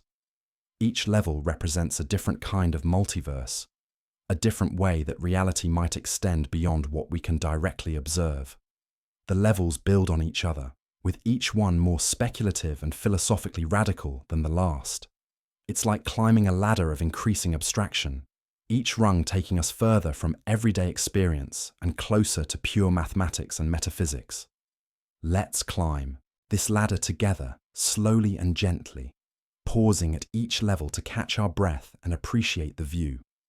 We'll start with the most conservative, most observationally grounded level, and work our way up to ideas so strange that even physicists sometimes wonder if they've ventured too far from science into philosophy. But that's okay. The boundary between physics and philosophy has always been fuzzy at the edges, and some of the most profound scientific insights have come from people willing to think philosophically about physics. Level 1. The observable universe is not everything. The first level of multiverse is the least controversial, the most straightforward, and in some ways, the most inevitable. It's simply the recognition that the observable universe, the region of space from which light has had time to reach us in the 13.8 billion years since the Big Bang, is not the entire universe. Beyond our cosmic horizon, beyond the furthest reaches we can see, even with the most powerful telescopes, there is almost certainly more space, more galaxies, more matter and energy, continuing onward in all directions. This is not speculation. It's a natural consequence of our best cosmological models. The universe appears to be flat, or very nearly flat, which suggests it's either infinite in spatial extent, or at least vastly larger than the observable portion. We can see about 93 billion light-years in any direction. That's the current size of the observable universe, accounting for the expansion of space over time. But the full universe, the actual universe, is likely much, much larger, perhaps infinitely large. If the universe is infinite, and if it's more or less uniform on large scales as observations suggest, then everything that can happen does happen somewhere, not just once, but infinitely many times. There are infinitely many galaxies out there beyond our horizon. And given infinite space and infinite matter, every possible arrangement of matter must occur eventually. Statistical mechanics becomes a certainty rather than a probability game. This means there are other regions of space, far beyond our ability to observe, where conditions are identical to ours. Not just similar, identical. The exact same arrangement of particles, the exact same history unfolding. There are countless versions of Earth out there, countless versions of you, living lives that range from nearly identical to yours to wildly different, depending on how far away these doppelganger regions are and how their histories diverge from ours. How far away would you need to go to find an exact copy of yourself? Tegmark worked out the mathematics. In an infinite universe with our particle density and physical laws, you'd expect to find a region identical to our observable universe at a distance of roughly 10^10^29 meters. That's a number so large it's almost meaningless. 10 to the power of 10 to the power of 29. A googolplex is tiny by comparison. Your duplicate is out there, in principle, but unimaginably, unreachably far away, forever beyond any possibility of contact or observation. This level 1 multiverse doesn't involve different laws of physics or different dimensions. It's just more of the same. More space, more galaxies, more stars and planets, and potentially life, all following the same rules we observe in our region. It's the multiverse of sheer spatial extent, the recognition that the cosmos is bigger than our observational horizon. It's not even particularly controversial among cosmologists. Most accept that the observable universe is just a portion of a much larger, possibly infinite whole. But even this simple level raises philosophical questions. If there are infinite copies of you, living out every possible variation of your life, does that affect your sense of identity? Your sense of free will?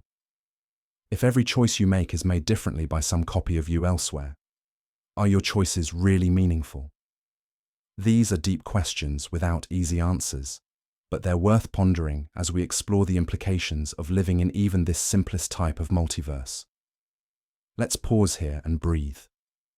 Feel the weight of your body, anchored in this particular region of space, on this particular planet, in this particular galaxy. You are here, now, uniquely positioned in space and time. Even if there are copies of you scattered across infinite space, you are still you, experiencing this moment from this perspective. The existence of distant duplicates doesn't diminish the immediacy and reality of your experience right here, right now. Level 2.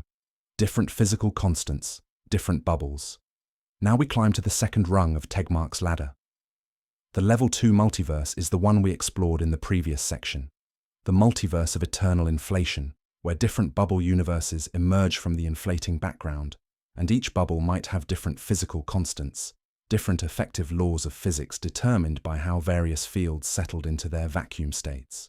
This is more speculative than Level 1, because it requires inflation to be true, and specifically, eternal inflation. While inflation has strong observational support and is widely accepted among cosmologists, eternal inflation is less certain. And the idea that different bubbles have different physical constants requires additional theoretical structure, like string theory's landscape of possible vacua. We're building on solid foundations, but the upper floors are less firmly established. In a level 2 multiverse, the differences between regions are not just about how matter happens to be arranged. They're about the fundamental rules governing how matter and energy behave. One bubble might have a strong nuclear force, making atomic nuclei extremely stable. Another might have a weak electromagnetic force, making atoms so loosely bound that chemistry as we know it couldn't exist. The variations are constrained by the underlying theory. String, theory, or whatever framework generates the landscape. But within those constraints, there's enormous diversity. Most of these bubbles would be sterile, unable to support complex structures. The constants wouldn't be right for star formation, or for stable atoms, or for any of the other prerequisites of complexity and life. But some bubbles, like ours, would hit the sweet spot, the narrow range of parameters allowing for richness and structure.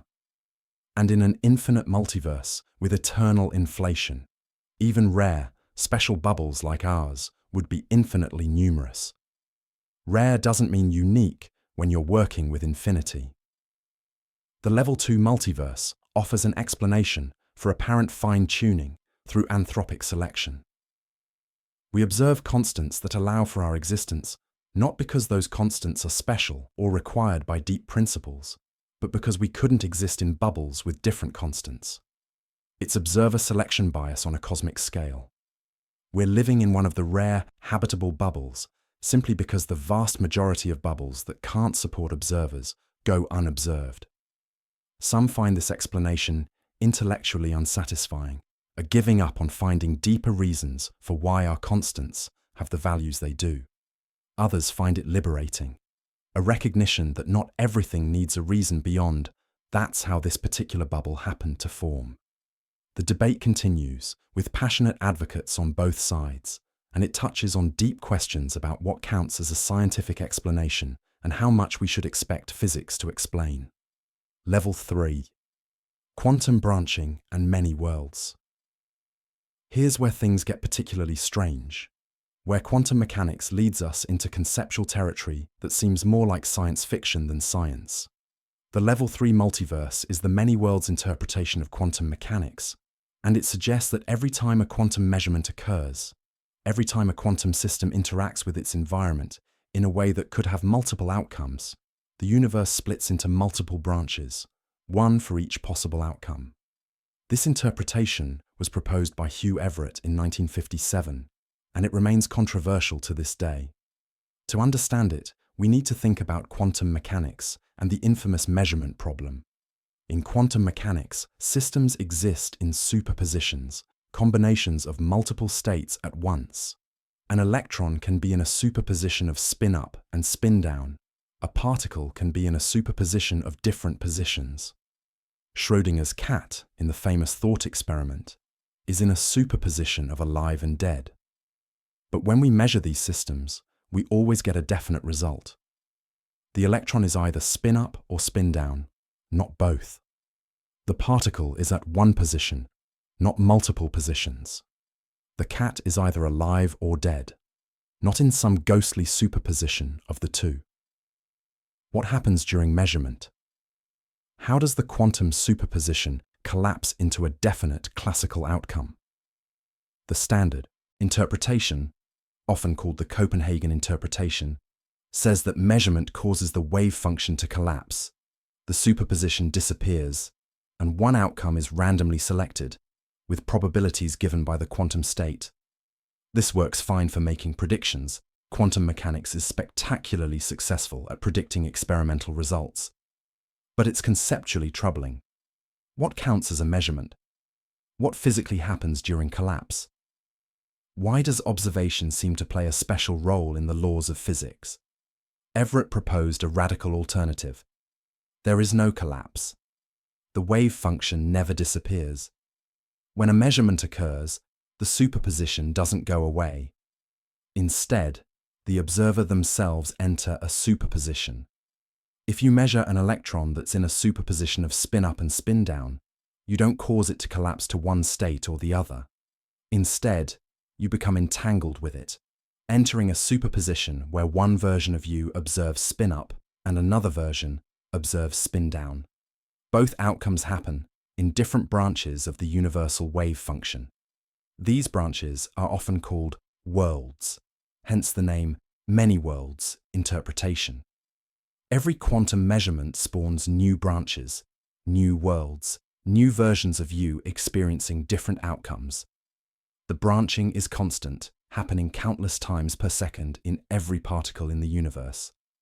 The number of branches grows exponentially, with each branch itself branching into more branches, creating an unimaginably vast tree structure of parallel realities.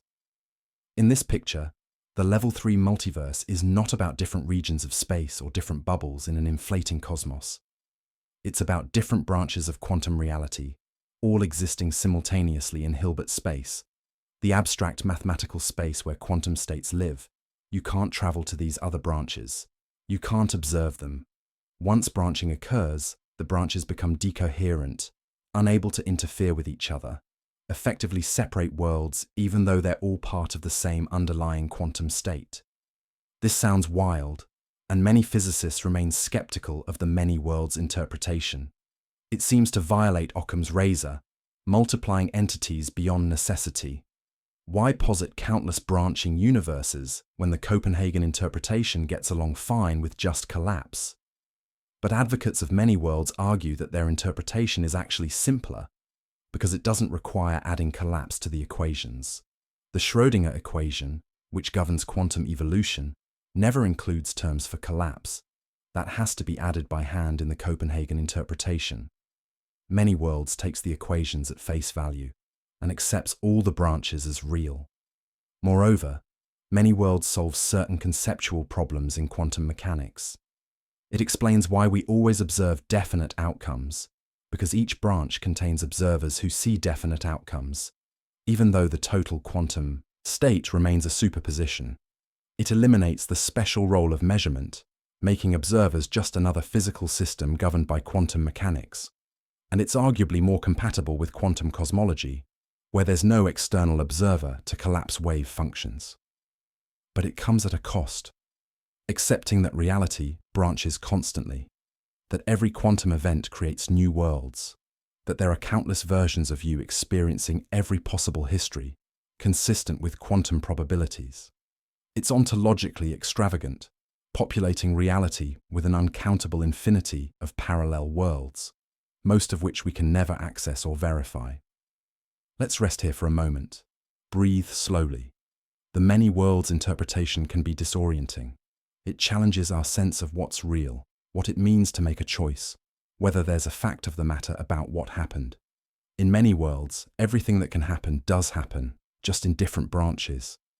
You chose coffee this morning in this branch, but there's a branch where you chose tea, another where you skipped breakfast entirely, another where you overslept and never had the choice. Does this make your choices meaningless? Advocates of many worlds say no. From your subjective perspective, you make one choice and experience one outcome. The other branches exist, but you don't experience them. Your choices still matter for determining which branch you continue along. It's just that the other possibilities aren't counterfactual. They're actualized in parallel branches you'll never access.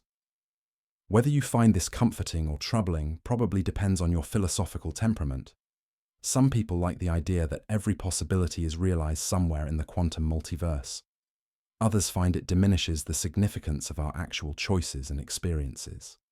There's no scientific way to settle which emotional reaction is correct.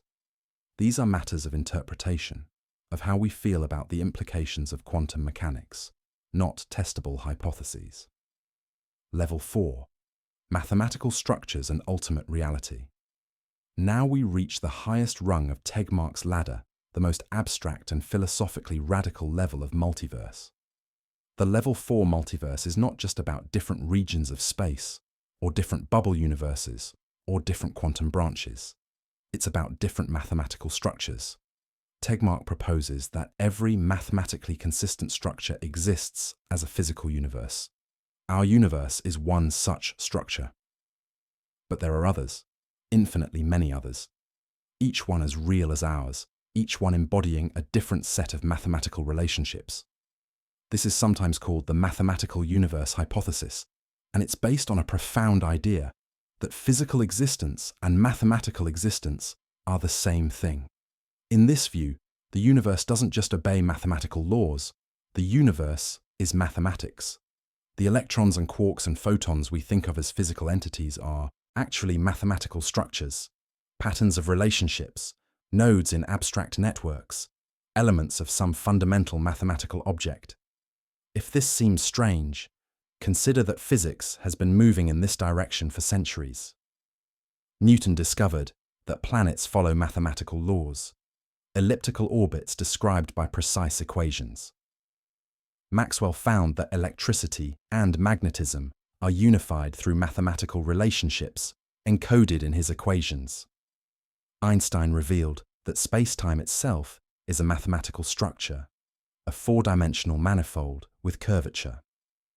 Quantum mechanics describes reality through wave functions, complex-valued functions in Hilbert space, purely mathematical objects. At every step, physics has revealed more mathematics underlying what we perceive as physical reality. Tegmark asks, what if there's no physical reality beneath the mathematics? What if mathematics is all there is, and physical reality is just what it feels like, from the inside, to be part of a particular mathematical structure complex enough to support observers? If this is true, then every mathematical structure that's rich enough to contain observers actually contains them. Our universe is one such structure, but there are others, perhaps structures with different dimensionalities, different symmetries, different fundamental objects and relationships. Some might be recognizable as physics-like, with particles and forces and space-time. Others might be so alien that we couldn't comprehend them, mathematical structures utterly unlike anything we'd call physics. The Level 4 multiverse is the ultimate generalization of the multiverse concept. Levels I through 3 all assume our physical laws, our space-time structure, our mathematical framework. They vary properties within that framework, arrangements of matter, values of constants, quantum branches. But Level 4 goes further, suggesting that even the framework itself varies. Different mathematical structures correspond to different universes with different fundamental rules, different ways of existing. This raises a profound question. Why are we in this particular mathematical structure and not another? Tegmark suggests it's anthropic selection again. Most mathematical structures don't support observers. They're too simple, too chaotic, or too alien. The structures that do support observers are rare, but in a Level 4 multiverse where all structures exist, even rare ones are realized. We find ourselves in an observer-supporting structure because we couldn't exist in any other kind. Critics of the Level 4 multiverse argue that it's not science but metaphysics, or even theology dressed up in mathematical language. If every mathematical structure exists as a physical universe, the hypothesis becomes unfalsifiable. Anything we observe is consistent with the theory because some mathematical structure describes it. There's no way to test whether other mathematical structures physically exist. We're stuck in our own structure, unable to observe or interact with others.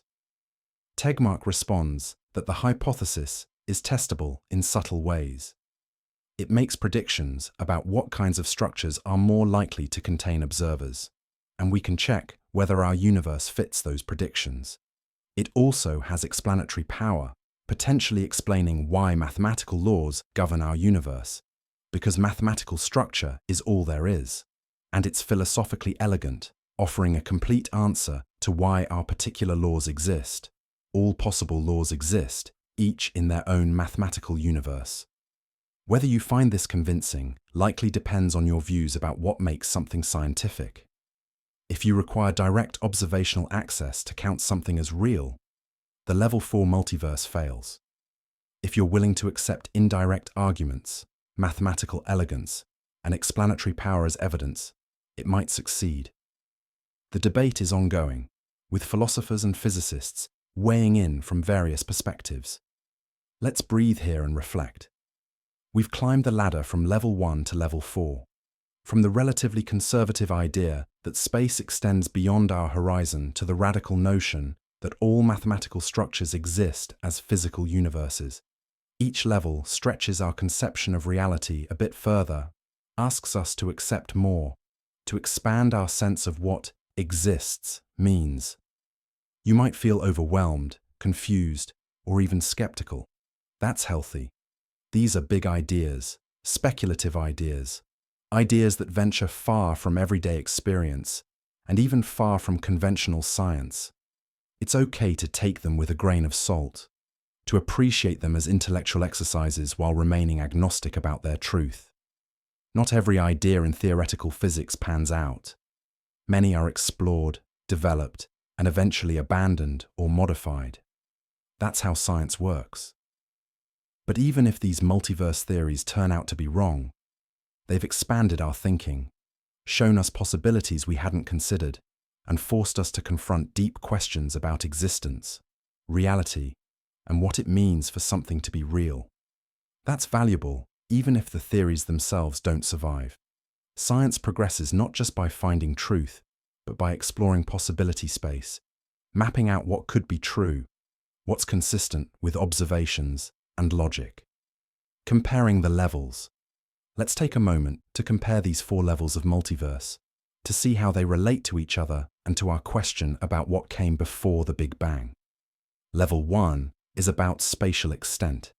It doesn't directly address what came before the Big Bang, but it reminds us that our observable universe is just a small patch of a much larger whole. The Big Bang was not a localized event, but the beginning of expansion everywhere simultaneously, including regions we can never observe. Level 2 addresses our question more directly. In eternal inflation, before our Big Bang was inflating space, and that inflation continues, spawning new bubbles, new Big Bangs, continuously. Our Big Bang was not the beginning of everything, just the beginning of our bubble. Before it was the eternally inflating background from which our bubble emerged. Level 3 is orthogonal to the time dimension. Quantum branching happens constantly, but each branch has its own timeline, its own history. The many worlds interpretation doesn't directly address what came before the Big Bang, but it suggests that reality is far richer than we observe, with countless parallel timelines branching from quantum events throughout cosmic history. Level 4 is the most abstract. If all mathematical structures exist, then temporal questions like what came before might not apply to the multiverse as a whole. Some mathematical structures might include time, others might not. Our universe, with its particular space-time structure and its Big Bang origin, is just one structure among infinitely many. The question of what came before might be framework-dependent, meaningful in some structures, but not others. These levels are not mutually exclusive. You could believe in all of them simultaneously. A level Y multiverse of infinite spatial extent, within a level 2 multiverse of bubble universes, each containing level 3 quantum branches, all embedded in a level phi multiverse of all possible mathematical structures. Reality could be layered, with multiple types of multiverse operating at different conceptual levels. Or you could reject all of them, sticking with the observable universe as the extent of reality, regarding multiverse theories as speculative overreach. This is a respectable position, shared by some prominent physicists who worry that multiverse thinking erodes the empirical foundations of science. Without observational access to other universes, how can we test multiverse theories? Aren't we just creating unfalsifiable metaphysics? The debate is ongoing and healthy. Science needs both boldness and skepticism, people willing to propose radical ideas, and people willing to demand rigorous evidence. The tension between these approaches drives progress, preventing both stagnation, only accepting what's already proven, and wild speculation, accepting any idea that's not yet disproven. Now, let your mind rest. We've explored 4 different ways reality might extend beyond the observable universe, 4 different types of multiverse, each with different implications for what exists and what came before our Big Bang. It's a lot to absorb, and you don't need to remember all the details. Just let the sense of possibility wash over you, the realization that reality might be vastly larger, more varied, and stranger than the portion we can directly observe. Whether the multiverse exists in any of these forms remains an open question. We don't have definitive proof. We might never have definitive proof, given the observational limitations inherent in studying regions beyond our cosmic horizon or quantum branches we can't access. But the multiverse remains a vibrant area of research, with physicists developing the theories, searching for testable predictions, and debating the philosophical implications. And even if the multiverse is wrong, the exercise of thinking about it has been valuable. It's stretched our concepts, challenged our assumptions, and shown us that science can still grapple with the biggest questions. Questions about existence, reality, and why there is something rather than nothing. These are questions humans have asked for millennia, and now we have mathematical frameworks for exploring them, even if definitive answers remain elusive. So rest here before we continue. Breathe slowly, feeling the air move in and out of your lungs, oxygen sustaining the complex chemistry of life, a process enabled by the particular physical constants of our universe, constants that might vary in other bubbles, other branches, other mathematical structures. If the multiverse theories are correct, you are here, in this universe, at this moment, part of whatever reality ultimately turns out to be, whether that's a single cosmos or an infinite multiverse of unimaginable variety. In the next section, we'll explore some of the deeper philosophical and existential questions raised by these ideas. What does it mean for something to exist? How do we think about our place in reality if the multiverse is real? What are the implications for meaning, purpose, and value if we're just one fleeting arrangement of matter in one universe among countless others? These questions take us beyond physics into philosophy, but they're worth contemplating as we complete our journey to the edge of existence and beyond. What came before the Big Bang? Part 6, Section 6, Philosophy at the Edge of Existence. What it all means. Let's talk about meaning, not the scientific kind of meaning, where we derive one fact from another through mathematics and logic, but the human kind of meaning, the significance we find in existence, the purpose we create for our lives, the value we assign to experiences and relationships. Because after exploring quantum vacuums and bouncing universes and infinite multiverses, it's worth asking, what does all this mean for us? How do we think about ourselves, our lives, our place in reality when confronted with the possibility that existence is vastly larger and stranger than we ever imagined? These are not questions physics can answer. Physics tells us what the universe is like, how it behaves, what laws govern its evolution. But physics is silent on questions of meaning, purpose, and value. Those are philosophical questions, and different people arrive at different answers based on their temperaments, experiences, and fundamental assumptions about existence. There's no one right answer. But there are many interesting ways to think about these questions, and that's what we'll explore in this section. We'll venture carefully into philosophical territory, touching on questions that have occupied human minds for millennia, now informed by modern cosmology, but still fundamentally about how we relate to existence itself. And we'll do so gently, without claiming definitive answers, recognizing that these are deeply personal questions where reasonable people disagree. The goal isn't to convince you of a particular perspective, but to open up space for reflection, to consider different possibilities, to see how cosmological discoveries might reshape our thinking about age-old philosophical questions. The problem of nothing. Why is there something rather than nothing? It's perhaps the most fundamental question in all of philosophy. Every cosmological theory we've explored, quantum vacuum creation, bouncing universes, eternal inflation, the multiverse, offers some account of how our universe came to be. But none of them truly answers why there is existence at all rather than complete nothingness. The quantum vacuum is something, not nothing. It has properties, obeys laws, can give birth to universes. Where did it come from? Why does it exist? Bouncing cosmology pushes the question back to previous cycles, but either the cycling is eternal, why does an eternal cycle exist? Or it had a beginning, what started it? Eternal inflation creates endless universes, but the inflating space itself is something that exists. Why? The mathematical universe hypothesis says all mathematical structures exist, but why should mathematical existence translate into physical existence, and why should anything exist mathematically at all? We keep pushing the question back, but we never escape it. Every explanation starts with something: fields, laws, mathematics, quantum states, and we can always ask, why does that something exist?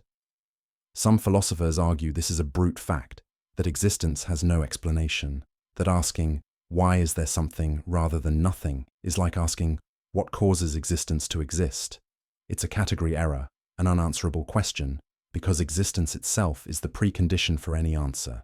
Others suggest that nothingness is actually impossible, that the concept of absolute nothing, no space, no time, no laws, no possibilities, is incoherent. Perhaps something must exist, because nothing cannot exist, even in principle.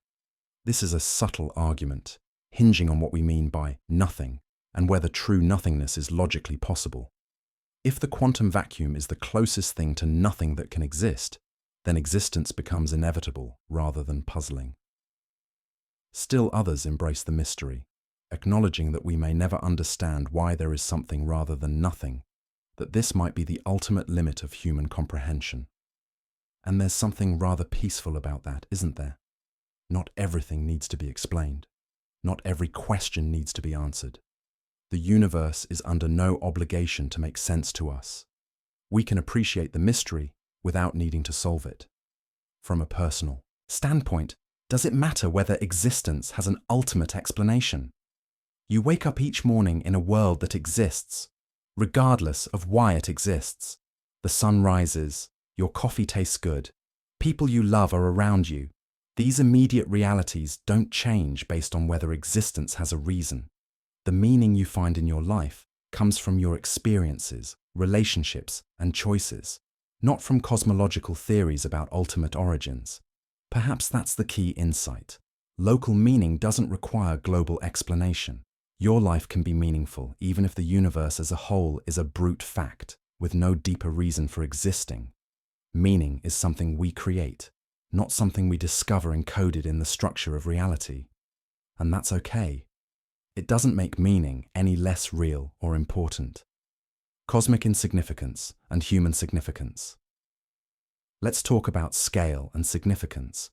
We live on a small planet, orbiting an ordinary star in an unremarkable galaxy, one among hundreds of billions of galaxies in the observable universe. And if the multiverse theories are correct, our entire observable universe is just one bubble, one branch, one mathematical structure among countless others. We are, by any objective measure, cosmically insignificant, tiny, temporary, provincial in our perspective. This realization can be disturbing. It's sometimes called the cosmic insignificance thesis, and it suggests that from the universe's perspective, we don't matter. Human history, all our achievements and failures, our joys and sorrows, our civilizations and cultures, it's all happening on a speck of dust in a cosmos so vast that our entire existence barely registers. And someday, billions of years from now, the sun will die, Earth will be destroyed, and eventually the universe itself will fade into heat death, erasing every trace that we ever existed. Some people find this thought depressing. If we're so insignificant, why does anything matter? Why bother with morality, with creating art, with loving others, with any of it? If it all disappears eventually and the universe doesn't care, what's the point? But there's another way to think about cosmic insignificance. Perhaps significance doesn't require cosmic importance. Perhaps what matters is local, immediate, experiential. You matter to the people who love you. Your kindness matters to those you help. Beauty matters to those who experience it. Meaning doesn't have to be cosmic to be real. It just has to be genuine. The philosopher Thomas Nagel explored this tension between the cosmic view and the human view. He noted that we can step back and see ourselves from the outside, recognizing our smallness and ephemerality in cosmic context. But we also experience life from the inside, where things feel significant and meaningful. Both perspectives are valid. The cosmic perspective doesn't negate the human perspective, it just complements it. We can hold both simultaneously, acknowledging our cosmic insignificance, while embracing our human significance. In fact, there's something beautiful about the contrast. The universe is vast and indifferent, yes, but precisely because of that, the fact that we exist at all, that consciousness arose, that we can love and create and wonder, that's remarkable. We're not significant to the universe, but we're significant to each other. And perhaps that's enough. Moreover, cosmic insignificance might actually be liberating rather than depressing. If the universe doesn't care what you do, you're free to create your own meaning, to choose your own values, to define your own purpose. You're not bound by cosmic mandates or universal purposes. You get to decide what matters, what's worth pursuing, how to live. That's a kind of freedom that wouldn't exist if cosmic significance were already determined. Let's pause here and breathe. Feel your heartbeat, that steady rhythm that's been continuing since you were born, that will continue until you die. From a cosmic perspective, your heartbeat is insignificant, one biological process among uncountable trillions happening across the universe. But from your perspective, from the perspective of those who love you, it's everything. Both perspectives are true. The cosmic one doesn't cancel out the personal one. The fine-tuning problem and anthropic reasoning. We've touched on fine-tuning several times, but let's think more carefully about what it means and what implications it might have. The constants of nature, the strength of gravity, the mass of the electron, the cosmological constant, and about 30 others, appear to be very precisely tuned to allow for complex structures, chemistry, stars, and life. Change any of these constants by even a small amount, and the universe becomes sterile, unable to support anything like us. This observation has led to three main responses. First, the design response. The universe appears fine-tuned because it was designed, created by some intelligence with the intention of allowing life to emerge. This is the argument from design, updated for modern physics. Critics point out that this doesn't explain anything. It just pushes the mystery back to who designed the designer, and introduces entities we have no independent evidence for. Second, the necessity response. Perhaps the constants aren't free parameters, but are required to have the values they do by some deeper theory we haven't discovered yet. Maybe there's only one mathematically consistent set of values, and once we understand the ultimate theory of physics, we'll see that our constants couldn't be otherwise. This would be elegant, but so far, theoretical physics hasn't found such constraints. The constants seem arbitrary, free to vary. Third, the anthropic response. The constants appear fine-tuned because we're selecting for universes that can support observers. If the multiverse exists, with different regions or bubbles or branches having different constants, then observers will naturally find themselves in the rare regions where the constants allow for their existence. It's not that our universe is special, it's that we couldn't exist in the non-special ones to observe them. The anthropic response has been controversial. Some physicists embrace it, seeing the multiverse as a genuine explanation for fine-tuning. Others reject it, viewing it as giving up on finding deeper reasons, as replacing explanation with, "We're here because we're here." It's sometimes called the lazy anthropic principle, a way of avoiding the hard work of finding better theories. But defenders of anthropic reasoning argue that it's perfectly valid scientific reasoning. If a fact can be explained by selection effects, that's a real explanation. Biologists don't puzzle over why fish are always found in water. It's a selection effect. Fish evolved in water and can only survive in water, so naturally that's where we find them. Similarly, Observers are found in observer-friendly universes, not because all universes are observer-friendly, but because that's where observers can exist. The debate continues, and it touches on deep questions about what counts as a scientific explanation, what kinds of theories are satisfying, and how much we should expect physics to explain. Some want physics to explain everything, to derive all the constants from first principles, to show why our universe is the way it is rather than some other way. Others are content with anthropic reasoning, accepting that some facts might be explained by selection rather than necessity. Where you stand probably depends on your aesthetic preferences and philosophical inclinations.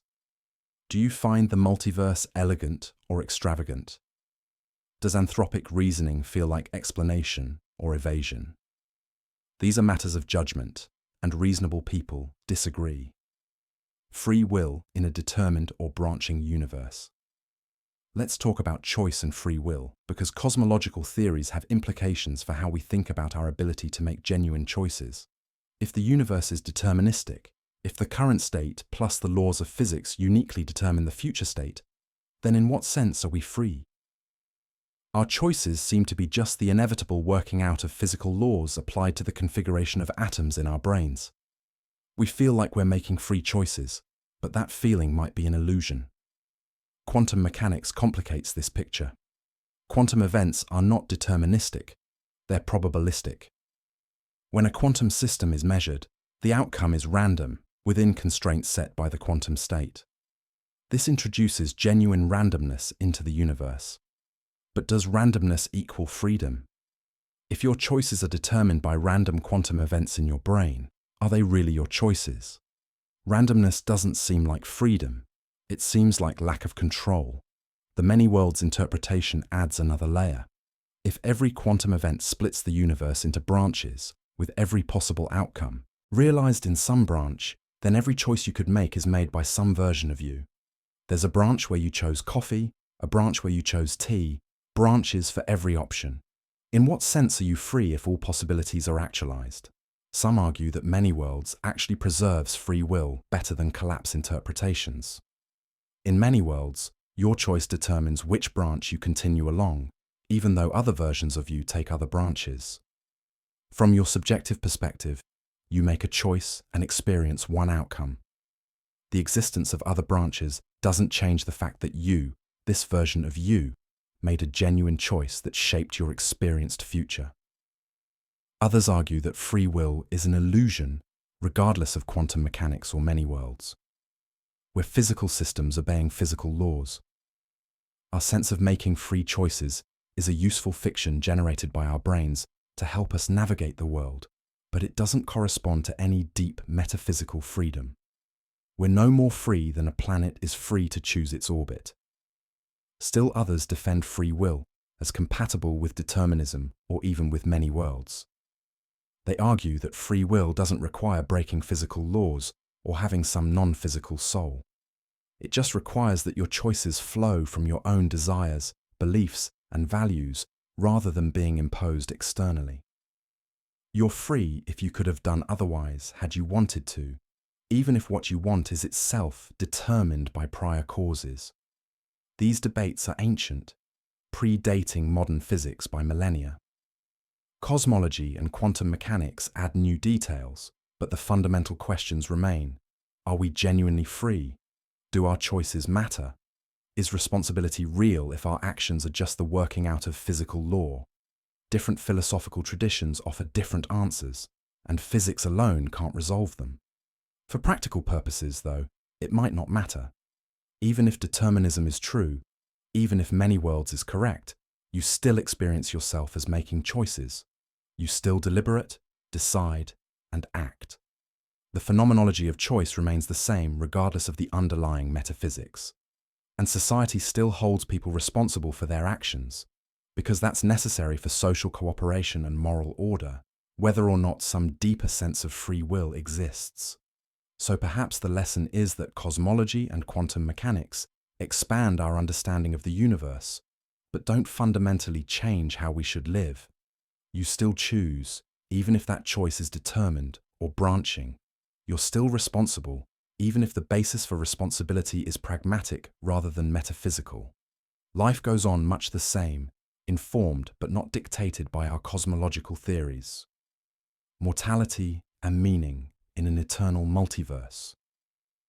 If the multiverse exists, if there are infinite versions of you across space or quantum branches or mathematical structures, does that make death less significant? You die in this branch, but you continue in others. You die in this universe, but copies of you exist in others. Does immortality in the multiverse compensate for mortality in this particular universe? Most people would say no. The version of you that exists here and now is the one you care about. Other versions, even if they're molecule for molecule identical, are not you. They're copies, doppelgangers, separate beings with their own experiences. When you die, even if versions of you continue elsewhere. Those other versions don't comfort you or preserve your existence in any meaningful sense. But the multiverse might change how we think about legacy and impact. If every possible outcome is realized somewhere, then every choice you make is made differently elsewhere. Every good deed you do is undone in some branch. Every mistake you make is avoided in another. Does this make your choices meaningless? Or does it emphasize that what matters is the local impact, the consequences in this particular branch or universe for the people around you who share your reality? Bouncing cosmology raises different questions. If the universe cycles eternally, your atoms will be recycled through future cosmic epochs. They'll be part of stars, planets, perhaps other living beings in future cycles. There's a kind of cosmic reincarnation happening, though without any continuity of consciousness or identity. You won't experience future cycles, but your constituent matter will persist, eternally transformed and reformed. Some find comfort in this. We're made of stardust, as Carl Sagan famously noted. The atoms in our bodies were forged in stellar cores billions of years ago, scattered through space, incorporated into the solar system, and eventually assembled into living beings. When we die, those atoms will be redistributed, becoming part of other things, continuing their cosmic journey. There's a poetry to that, a sense of participation in cycles larger than ourselves. Others find it cold comfort. Yes, the atoms persist, but so what? Atoms are not selves. The particular arrangement that is, you will dissolve at death, never to be reassembled in quite the same way. The atoms continuing doesn't preserve you or your consciousness or your identity. It's just physics. Perhaps the deepest question is how to find meaning in existence that is finite and probably ephemeral. We live for decades in a universe billions of years old. Our species might last millions of years, but probably not billions. Earth will be destroyed when the sun dies. The universe might end in heat death, or a big crunch, or eternal expansion. Nothing lasts forever. How do we find meaning knowing that everything we build, everything we love, everything we are, will eventually cease to exist? One answer is to embrace the temporary nature of existence. Buddhist philosophy, for instance, emphasizes impermanence, anicca, as a fundamental feature of reality. Suffering comes from trying to grasp and hold on to things that are inherently temporary. Acceptance of impermanence, in contrast, leads to peace and appreciation for the present moment. Each moment is precious, precisely because it won't last forever. Another answer is to focus on the process rather than the product. Meaning comes not from creating something eternal, but from the act of living well, loving others, creating beauty, seeking truth. The value is in the doing, not in permanent results. A song is beautiful, even though it fades when the music ends. A sunset is lovely, even though it lasts only minutes. Life can be meaningful, even though it ends. Let's breathe here for a moment. Slow, gentle breaths. Your life is temporary. Cosmologically speaking, it's vanishingly brief. But it's yours, uniquely yours, the only perspective on the universe you'll ever have. That makes it infinitely valuable, at least to you. And perhaps that's enough. Finding significance in the immediacy of experience rather than in cosmic permanence. Wonder, humility, and the scientific spirit. There's something profoundly humbling about modern cosmology. A few centuries ago, humans thought Earth was the center of the universe, that the stars rotated around us, that we were cosmically central and important. Then Copernicus showed that Earth orbits the Sun. Galileo revealed that we're not even at the center of the solar system. Hubble discovered that our galaxy is one among billions. And now cosmology suggests that even our entire observable universe might be just one bubble in an infinite multiverse. It's been a long, humbling journey from cosmic centrality to cosmic insignificance.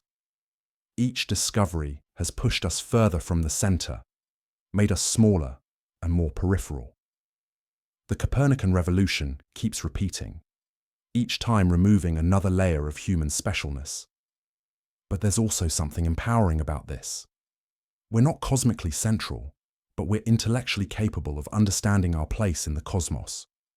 We're tiny, temporary, and provincial, but we've figured out the Big Bang, quantum mechanics, general relativity. We've measured the age of the universe, mapped the cosmic microwave background, and detected gravitational waves from colliding black holes billions of light years away. We've done all this with brains evolved to hunt and gather on African savannas, repurposed for abstract reasoning about the universe's origins. That's remarkable. We're not important to the universe, but we're capable of understanding it. We're not central, but we're conscious, curious, capable of wonder. And in a universe that seems largely indifferent to our existence, we've created meaning, beauty, love, science, art, all the things that make life worthwhile. We're cosmically insignificant, but locally miraculous. The proper response to cosmological discoveries, then, is not despair but wonder mixed with humility. Wonder at the vastness and complexity of reality, humility about our place in it, an appreciation for the fact that we get to be here at all, briefly conscious, able to contemplate the universe and our origins. Science cultivates this attitude. It requires humility, the willingness to admit when you're wrong, to follow evidence even when it contradicts your expectations, to acknowledge the limits of your understanding. But it also cultivates wonder, amazement at what we've discovered, excitement about what remains unknown, joy in the process of learning about reality. This balance of wonder and humility is perhaps the best attitude to take toward the big questions we've been exploring. We don't know what came before the Big Bang. We don't know if the multiverse exists. We don't know why there is something rather than nothing. But we can wonder about these questions, propose theories, test what we can test, and accept that some mysteries might remain unsolved, perhaps forever. And that's okay. Not knowing is okay. The universe doesn't owe us complete understanding. We can be content with partial knowledge, with glimpses of truth, with the ongoing process of discovery rather than final answers. Science is not about reaching a point where all questions are answered. It's about the journey of questioning itself, the endless curiosity that drives us to keep exploring, keep wondering, keep seeking to understand, creating meaning in an indifferent universe. Let's come full circle. We started this section asking about meaning, what it all means, how we should think about our lives given what we've learned about the universe and its origins. We've explored various philosophical angles, the problem of nothing, cosmic insignificance, free will, mortality, wonder, humility. Now let's bring it together. The universe, as best we can tell, is indifferent. It's not hostile. It doesn't actively work against us. But it's not friendly either. It doesn't care about us, our hopes, our dreams, our survival. It simply is, following physical laws that know nothing of human concerns. Stars form and die. Galaxies collide. Space expands. It all happens according to impersonal principles that would continue even if humans never existed. In such a universe, meaning is not discovered. It's created. There's no cosmic purpose we're supposed to fulfill, no grand plan we're part of, no ultimate meaning encoded in the structure of reality. But that doesn't make life meaningless. It means we're free to create our own meaning, to choose what matters to us, to define our own purposes. This is both liberating and terrifying. Liberating because we're not constrained by cosmic mandates, not bound to serve purposes imposed from outside. We get to decide. Terrifying because there's no guarantee we'll choose wisely, no external validation that our choices are right. The burden of meaning-making falls on us. But humans have always created meaning. We do it through relationships, loving others, being loved, creating communities of mutual care and support. We do it through work, pursuing projects we find valuable, contributing to society, creating things that endure beyond ourselves. We do it through beauty, appreciating art, music, nature, the aesthetic dimension of existence. We do it through understanding, seeking truth, exploring the world, satisfying our curiosity. None of these sources of meaning require cosmic significance. They're local, human scale, immediate, and they're no less real for that. The love you feel for your family is meaningful even if the universe doesn't care. The beauty of a sunset is real, even if it has no cosmic purpose. The satisfaction of understanding quantum mechanics matters, even if the understanding doesn't change the universe's indifference. So perhaps the lesson from cosmology is not that life is meaningless, but that meaning is ours to create. The universe provides the stage, space, time, physical laws, the raw materials of existence. But we write the play, assign the roles, determine what matters, and that's enough. It has to be enough, because it's all we have. Now, let your thoughts settle. We've ventured deep into philosophical territory, grappling with questions about meaning, significance, mortality, and purpose. These are heavy questions, but they're worth pondering.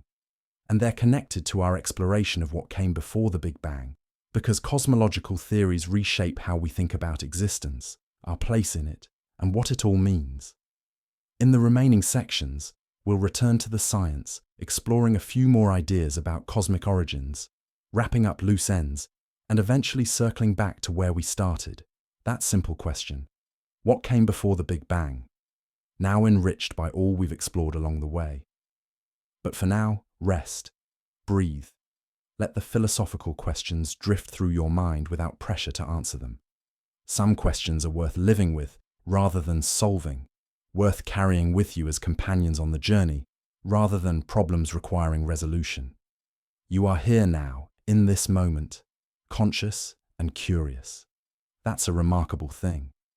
Whatever the ultimate nature of reality turns out to be, single universe or multiverse, created or eternal, meaningful or indifferent, you're part of it, experiencing it from the inside, alive to its mysteries and beauties.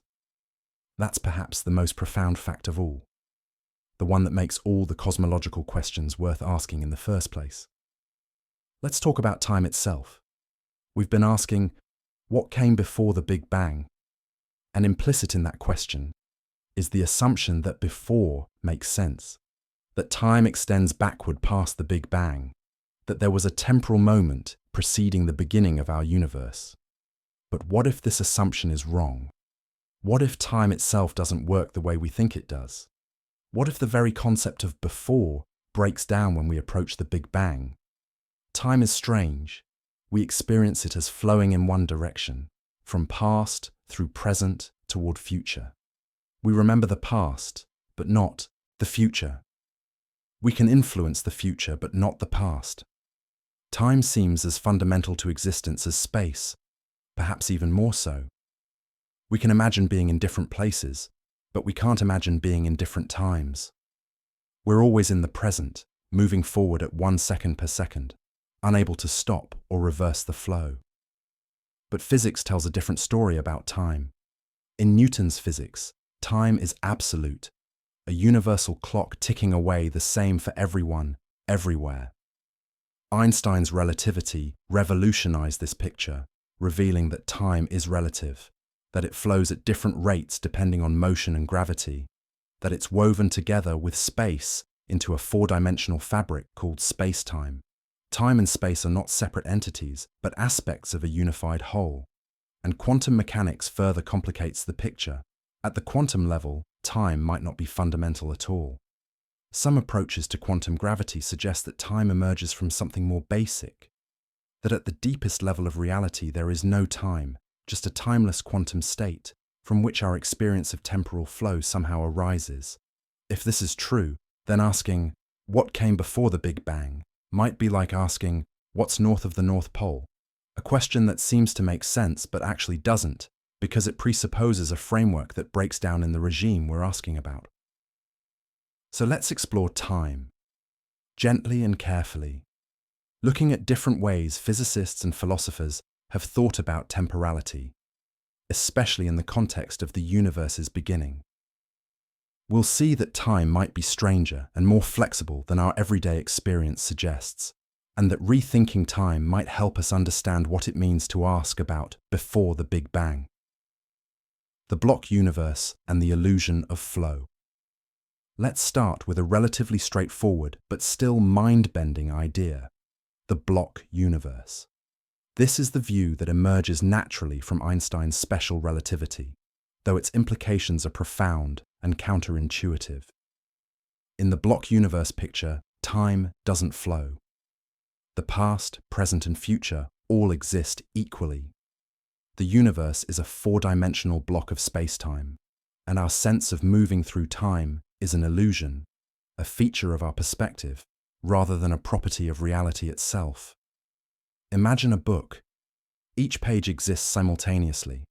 The pages don't come into existence as you read them. They're all there from the beginning. When you read page 100, page 1 still exists behind you and page 200 exists ahead of you. You move through the pages, experiencing them sequentially, but the pages themselves are static, unchanging. The block universe is like this, except instead of pages, there are moments of time, and instead of you moving through pages, you're experiencing moments of time sequentially, even though they all exist simultaneously. In this view, the Big Bang doesn't happen and then stop happening. It's an event in space-time, just as real and present as this moment right now. Future events are already there in the block, waiting for you to reach them, though from your perspective, they haven't happened yet. Past events haven't ceased to exist. They're still there in the block, behind you temporally, just as yesterday is spatially elsewhere. This challenges our intuitive sense that only the present is real, that the past is gone and the future doesn't exist yet. In the block universe, presentness is just a perspective, like here is a spatial perspective. Every moment is the present from the perspective of someone experiencing that moment, just as every location is here from the perspective of someone at that location. There's no objective present, no universal now that divides the real now from the unreal past and future. If the block universe is correct, what does this mean for our question about what came before the Big Bang? Well, before still makes sense within the block. The Big Bang is at one edge of the block, with all subsequent events arranged temporally after it. But there's nothing before the edge because there's no time before the edge. The block has a boundary at the Big Bang. Asking what came before is like asking what's beyond the edge of the page. There's no beyond. The edge is where the page ends. Some find the block universe comforting. If all moments exist equally, then past experiences aren't truly lost. They're still there in the block, as real as they ever were. Your childhood, your past joys and sorrows, they all still exist, just at different temporal locations. You can't return to them any more than you can return to a distant country without traveling, but they're there, permanent features of the space-time landscape. Others find it disturbing. If the future is already laid out in the block, doesn't that mean determinism is true? Doesn't it eliminate free will, reducing us to characters in a pre-written story, going through the motions of choices that were never really choices because the outcome was always already determined? These are deep questions, and defenders of the block universe have various responses, arguing that free will is compatible with the block view, that what matters is not whether the future exists, but whether your choices play a role in determining it. Let's pause here and feel the strangeness of this idea. Your past self, reading earlier sections of this script, still exists in the block universe. Your future self, finishing this script or drifting off to sleep, already exists too. All versions of you, at all moments of your life, are equally real, arranged along your world line through space-time like beads on a string. The present moment, the now you're experiencing, is just where your consciousness happens to be focused right now, but it's not more real than any other moment. Does this change how you think about your life, your past, your future?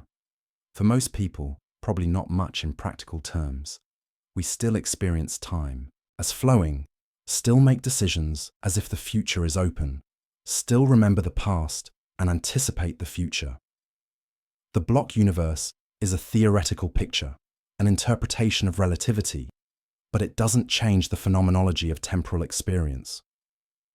We're stuck experiencing time sequentially, moment by moment, even if those moments all exist simultaneously in some higher dimensional sense. Imaginary time and quantum cosmology. Now let's venture into even stranger territory. Imaginary time. This isn't time that's fictional or unreal. In physics, imaginary refers to a mathematical concept, imaginary numbers, which involve the square root of -1, denoted by the symbol I. These numbers are crucial in quantum mechanics and show up in various contexts in theoretical physics, and Stephen Hawking proposed that they might be relevant for understanding the Big Bang. In ordinary physics, time is a real number. You can have positive time, the future, and negative time, the past, if you're counting backward, but time is always real valued on the number line. Hawking suggested that at the Big Bang, time might become imaginary in the mathematical sense. Instead of real time, you have imaginary time. And in imaginary time, the distinction between time and space blurs. Imaginary time behaves more like a spatial dimension than a temporal one. This is part of Hawking's no-boundary proposal, which we mentioned earlier. If you trace the universe backward in time toward the Big Bang and allow time to become imaginary as you approach the beginning, then the singularity disappears. The universe doesn't have a sharp beginning in time. Instead, it smoothly curves back on itself, like the North Pole on Earth's surface. There's no edge, no boundary, no moment before which there was no time. The universe is finite in imaginary time, but has no boundary. It's like the surface of a sphere. If you start at the equator and move north, you eventually reach the North Pole. But the North Pole isn't an edge or boundary. It's just the most northern point. You can't go further north because north becomes undefined at the North Pole. Similarly, if you trace time backward to the Big Bang in imaginary time, you reach the most past point, but there's no before because temporal direction becomes undefined at that point. This is mathematically elegant, and it avoids the singularity problem that plagues standard Big Bang cosmology. But what does it mean physically? Is imaginary time real, or is it just a mathematical trick? Hawking himself was somewhat ambiguous on this point. He sometimes described imaginary time as a calculational tool, useful for doing quantum cosmology, but not physically real. Other times, he seemed to suggest that imaginary time might be just as real as ordinary time, that both are aspects of a deeper quantum geometry. The honest answer is that we don't know. Imaginary time is part of a theoretical framework that's mathematically consistent and solves certain problems, but we have no direct evidence for it and perhaps never will. It operates in a regime, the quantum gravity regime at the Big Bang, that's impossible to probe with current or foreseeable technology. So imaginary time remains speculative, an intriguing possibility, but far from established fact. Still, it offers another way to think about what came before the Big Bang. In the imaginary time picture, the question doesn't have an answer, not because we're ignorant, but because it's ill-posed. There is no before. The universe has a finite age in imaginary time, but it doesn't have a boundary or beginning in the sense of a first moment. It just is, with time curving back on itself in a way that eliminates the need for a moment of creation. Some people find this intellectually satisfying. It resolves the beginning problem without requiring creation ex nihilo or infinite regress.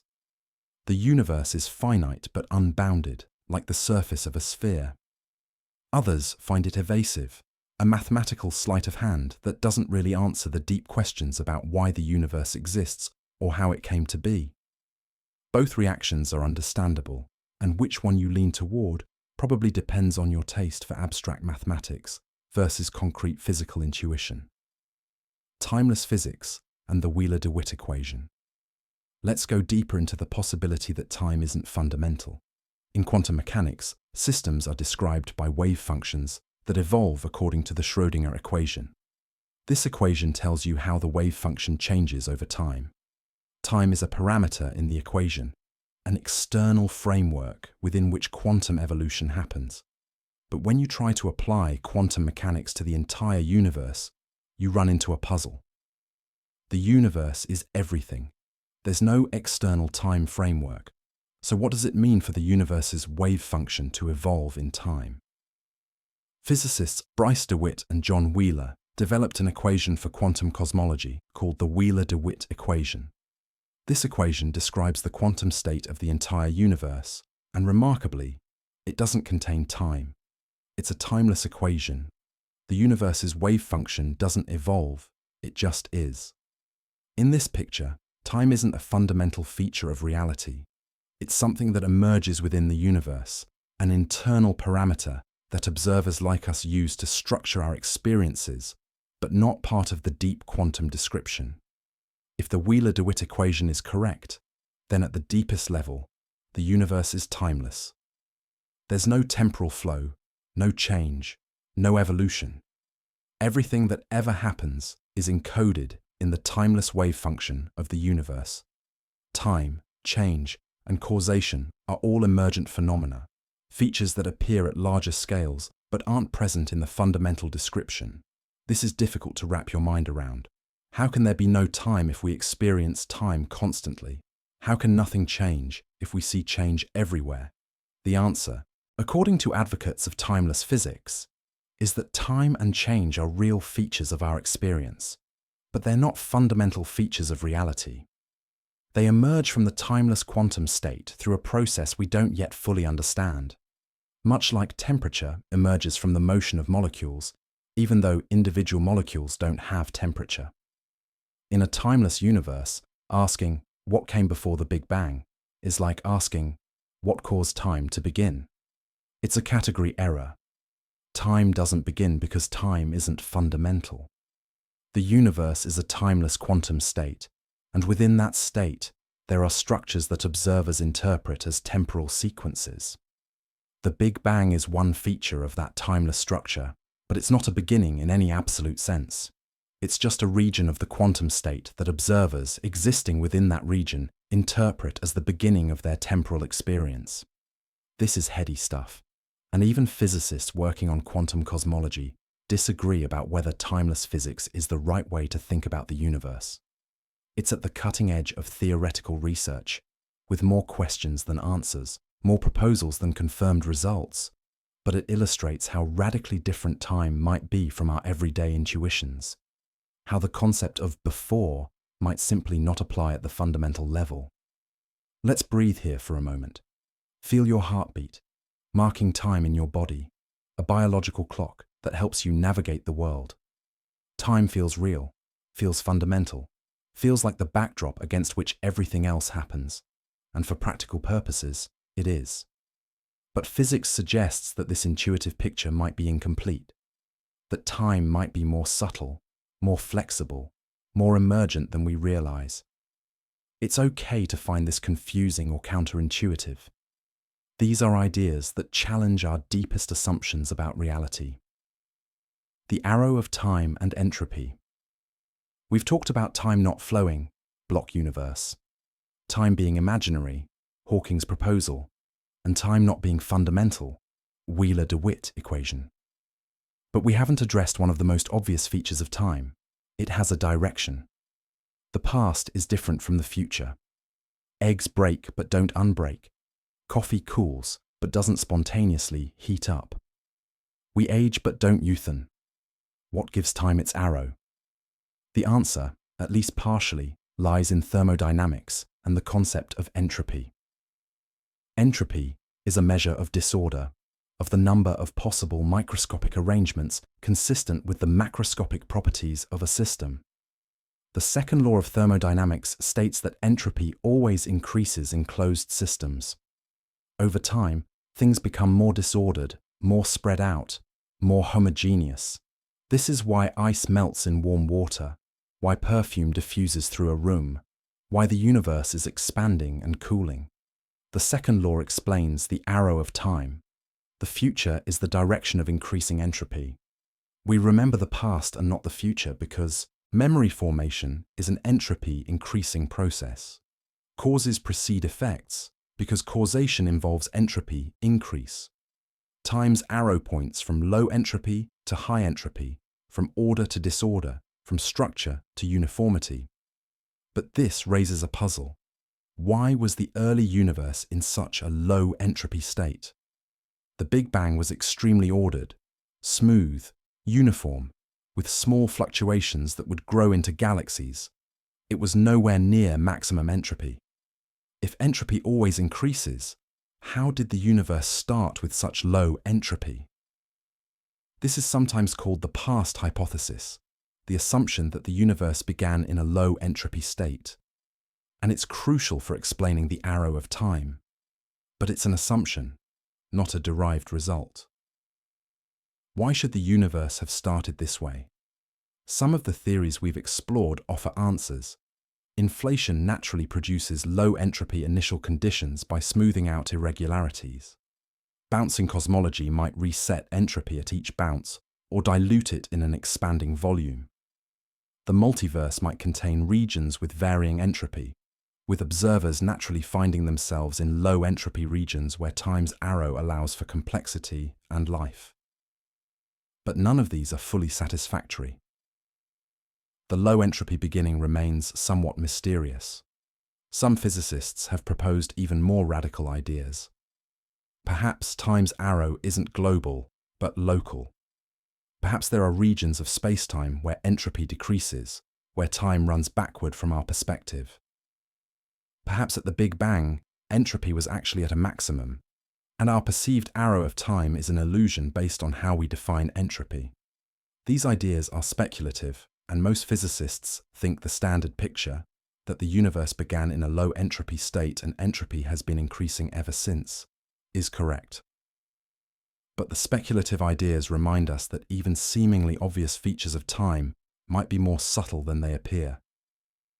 In the context of what came before the Big Bang, the arrow of time suggests that before might be a meaningful concept only within our universe, only in the direction of increasing entropy. If there was something before the Big Bang, it might not have had an arrow of time, might not have had entropy in the way we understand it. Time as we experience it, directional, flowing, arrow-equipped, might be a feature of the post-Big Bang universe, rather than something that extends back infinitely. Time as an emergent phenomenon. Let's explore the idea of emergent time more deeply. Emergence is a concept in physics and philosophy describing how complex phenomena arise from simpler underlying components. Temperature, for instance, is an emergent property. Individual molecules don't have temperature, they just have kinetic energy. But when you have many molecules moving randomly, the average kinetic energy manifests as temperature, a macroscopic property that emerges from microscopic chaos. Could time be similar? Could it be that at the fundamental level, the level of quantum gravity, whatever that turns out to be, there is no time, just some timeless mathematical structure, and time emerges at larger scales as an effective description? This is what some approaches to quantum gravity suggest, particularly certain versions of string theory and loop quantum gravity. In these approaches, space-time itself is not fundamental.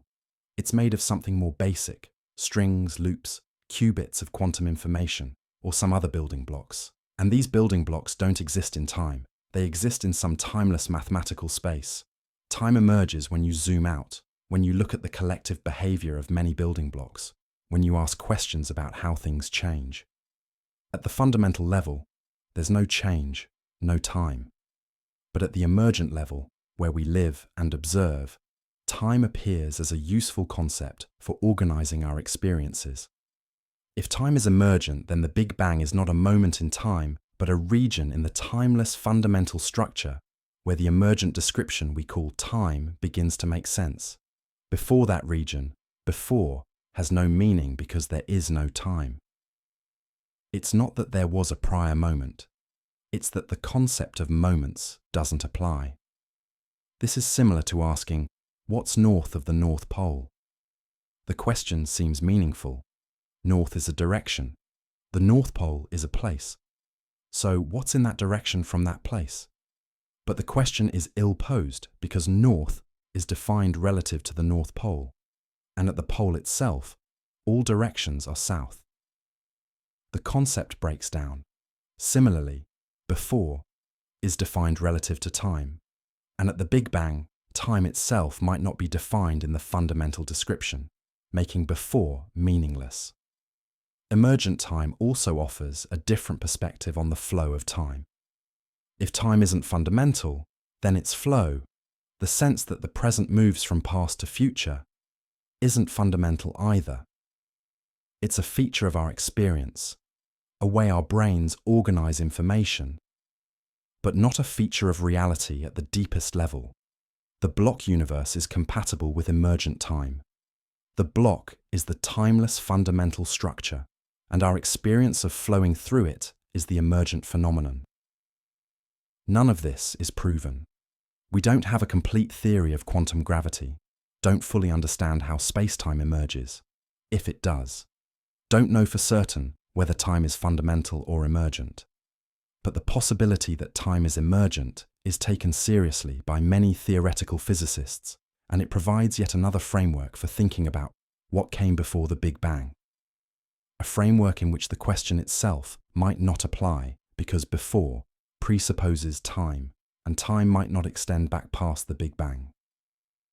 Living in time, thinking about timelessness. Let's bring this back to our immediate experience. We've explored various exotic ideas about time: block universe, imaginary time, timeless physics, emergent, temporality. But regardless of what's true at the fundamental level, you still experience time as flowing. You wake up in the morning, go through your day, and go to sleep at night. You remember yesterday, but not tomorrow. You age, you change, you move through time, whether time flows or not. This disconnect between lived experience and theoretical physics is worth pondering. Even if time is an illusion, it's a very convincing illusion. Even if the block universe is real, you can't experience it as a block.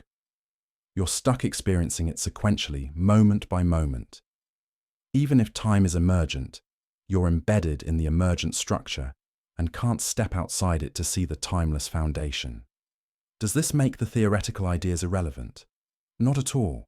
Understanding that time might not be fundamental, that it might work differently at the deepest level, enriches our appreciation for what time is and how it structures our experience. It's like learning that solid matter is mostly empty space because atoms are mostly empty. This doesn't make tables and chairs less solid in your experience, but it deepens your understanding of what solidity means. Similarly, learning that time might be emergent or that the block universe might be real doesn't change your day-to-day experience of time, but it might change how you think about time, how you relate to your past and future, how you understand your place in the cosmos. It adds layers of meaning, context, perspective, and that's valuable even if it doesn't change the practical facts of your temporal existence. Some people find comfort in the block universe, knowing that past moments still exist, that nothing is truly lost. Others find comfort in timeless physics, the idea that beneath the flux of temporal change is a changeless ground of being. Still others prefer to focus on the immediate experience of time without worrying about its ultimate nature. All of these are valid ways to relate to these ideas. The key is to hold both perspectives simultaneously: the lived experience of flowing time and the theoretical possibility that time is more complex than it seems. You can navigate the world using your intuitive sense of time while appreciating that time might be emergent, relative, or even illusory at the fundamental level. Both perspectives are true in their domains, and neither invalidates the other. Let's rest here for a moment. Feel the passage of time in your body, your breathing, your heartbeat, your thoughts arising and passing away. Time structures your experience, even if it's not fundamental to reality. And that's okay. The emergent is no less real for emerging. Temperature is real, even though it's just average kinetic energy. Color is real, even though it's just electromagnetic waves of certain frequencies. And time is real, even though it might emerge from something timeless. The Big Bang and the beginning of time. Let's return to our original question. What came before the Big Bang? We've explored various ways time might work differently than we assume. If time began at the Big Bang, there's no before. If time is imaginary near the Big Bang, the singularity disappears, and before becomes meaningless. If time is emergent, it might not extend back past the Big Bang in the fundamental description. If the block universe is real, the Big Bang is just the edge of the block with nothing before the edge. All of these approaches suggest that before the Big Bang might not be a meaningful concept. Not because we're ignorant, though we are, but because the question itself might not make sense once you understand how time works. It's like asking what's north of the North Pole, or what color is the number 7. The question seems grammatical, seems like it should have an answer, but it's actually ill-formed, based on a misunderstanding of the concepts involved. This is an answer to our question, though perhaps not the answer many were hoping for. It's not that there was something before the Big Bang that we haven't discovered yet. It's that there was no before, because time itself began with the Big Bang, or because time is emergent and doesn't extend past the Big Bang, or because time is structured in a way that makes before inapplicable. Of course, this isn't the only possible answer. Other theories, bouncing cosmology, eternal inflation, do allow for something before the Big Bang. Time extends backward in these models, either through previous cycles or through the eternally inflating background. So, the question remains genuinely open, with different theories giving different answers. What we can say with some confidence is that time is more subtle than everyday experience suggests. The simple linear flow of time from past through present to future is an approximation, a useful fiction that works well in our everyday lives, but breaks down at cosmological scales or quantum gravity regimes. Time might be relative, emergent, imaginary, or even illusory, and all of these possibilities affect how we think about the Big Bang and what, if anything, preceded it. As you lie there, breathing softly, you're experiencing time in the most immediate way possible. The succession of moments, the flow from now to now to now. This experience is real, whatever the ultimate nature of time turns out to be. And that's enough for living your life, for making sense of your experiences, for navigating the world. The theoretical subtleties about time's nature are fascinating to contemplate, but they don't change the fact that you exist in time, or at least in something that feels like time, that structures your existence in ways you can't escape, even if time isn't fundamental. So perhaps the most honest answer to what came before the Big Bang is, we don't know, and depending on what time really is, there might not have been a before. It's a question at the boundary of physics and metaphysics, where our concepts start to break down, and we're forced to admit the limits of our understanding. And that's okay. Mystery is part of existence. Some questions might never be fully answered. We can live with that uncertainty, can even find it beautiful, this recognition that reality is larger and stranger than our concepts can capture. Now, let your thoughts about time drift away. We've explored temporality from many angles: flowing and static, fundamental and emergent, real and imaginary. It's time to move on, to explore a few more ideas before we bring our journey to a close. But carry with you this sense that time is more flexible, more mysterious than it appears.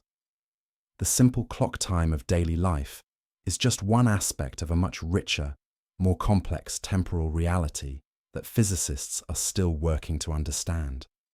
Let's talk about boundaries. Not the boundaries of the universe, we've explored those already, but the boundaries of what we can know, what we can discover, what science can tell us about reality. Because as we've journeyed through theories about quantum vacuums and bouncing universes and multiverses and imaginary time, a question has been lingering in the background. How much of this can we actually know? Are there fundamental limits to human knowledge, places where even our best theories and most sophisticated instruments cannot take us? The answer, almost certainly, is yes. There are limits. Some are practical, limitations of technology, distance, or resources that might be overcome someday with sufficiently advanced civilization. But others are fundamental, built into the structure of reality itself, unavoidable no matter how clever or persistent we become. Understanding these limits is important. It helps us distinguish between temporary ignorance and permanent mystery, between questions we might someday answer and questions that might be forever beyond our reach. This section is about intellectual humility, about accepting that we don't and perhaps can't know everything. But it's also about appreciation for what we can know, for the remarkable progress we've made in understanding the cosmos despite our limitations. We're tiny, temporary creatures on a small planet, yet we've figured out the age of the universe, the laws of quantum mechanics, the expansion of space. That's extraordinary. And even as we acknowledge the limits of knowledge, we can celebrate the knowledge we've gained. So let's explore these boundaries gently, without despair but with wonder at how far we've come and acceptance of how much remains unknown or unknowable. Let's see where the map of reality runs out and mystery begins. The observational horizon. The most obvious limit on what we can know about the universe is simply distance.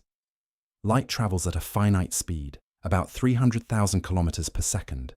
Fast by human standards but slow on cosmic scales. The universe is 13.8 billion years old, which means light has had 13.8 billion years to travel.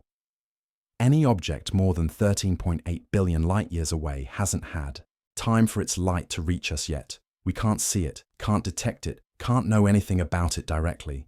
Actually, it's a bit more complicated because the universe has been expanding during those 13.8 billion years. When we account for expansion, the observable universe extends about 46 billion light years in any direction, making the observable universe about 93 billion light years across.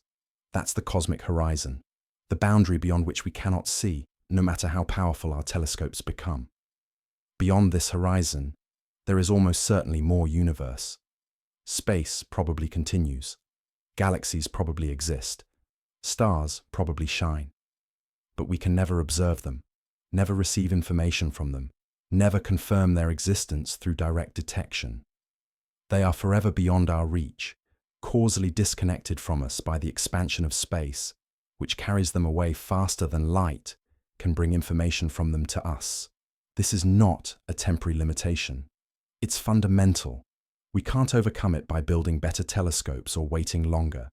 In fact, because the expansion of the universe is accelerating due to dark energy, the observable universe will actually shrink in the far future. Galaxies currently visible will cross our cosmic horizon and disappear from view, carried away by expansion until their light can no longer reach us. Future astronomers, billions of years from now, will see a lonelier cosmos, with fewer galaxies visible, less evidence for the Big Bang, less to work with in understanding the universe's history. This means we're living in a special time, cosmologically speaking. We can see evidence of the Big Bang in the cosmic microwave background. We can observe distant galaxies and infer the universe's expansion history.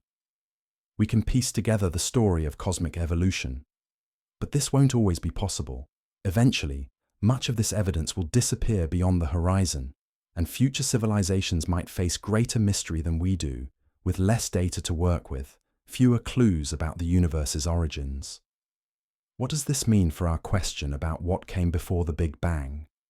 It means that if the answer lies beyond our cosmic horizon, if, for instance, our universe is one bubble in an infinite multiverse, with other bubbles far beyond our observational reach, we might never be able to confirm it through direct observation.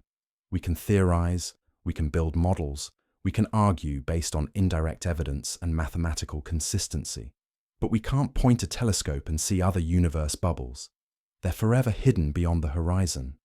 This is frustrating for scientists who value empirical verification. Science is supposed to be about testing theories against observations, about demanding evidence for claims.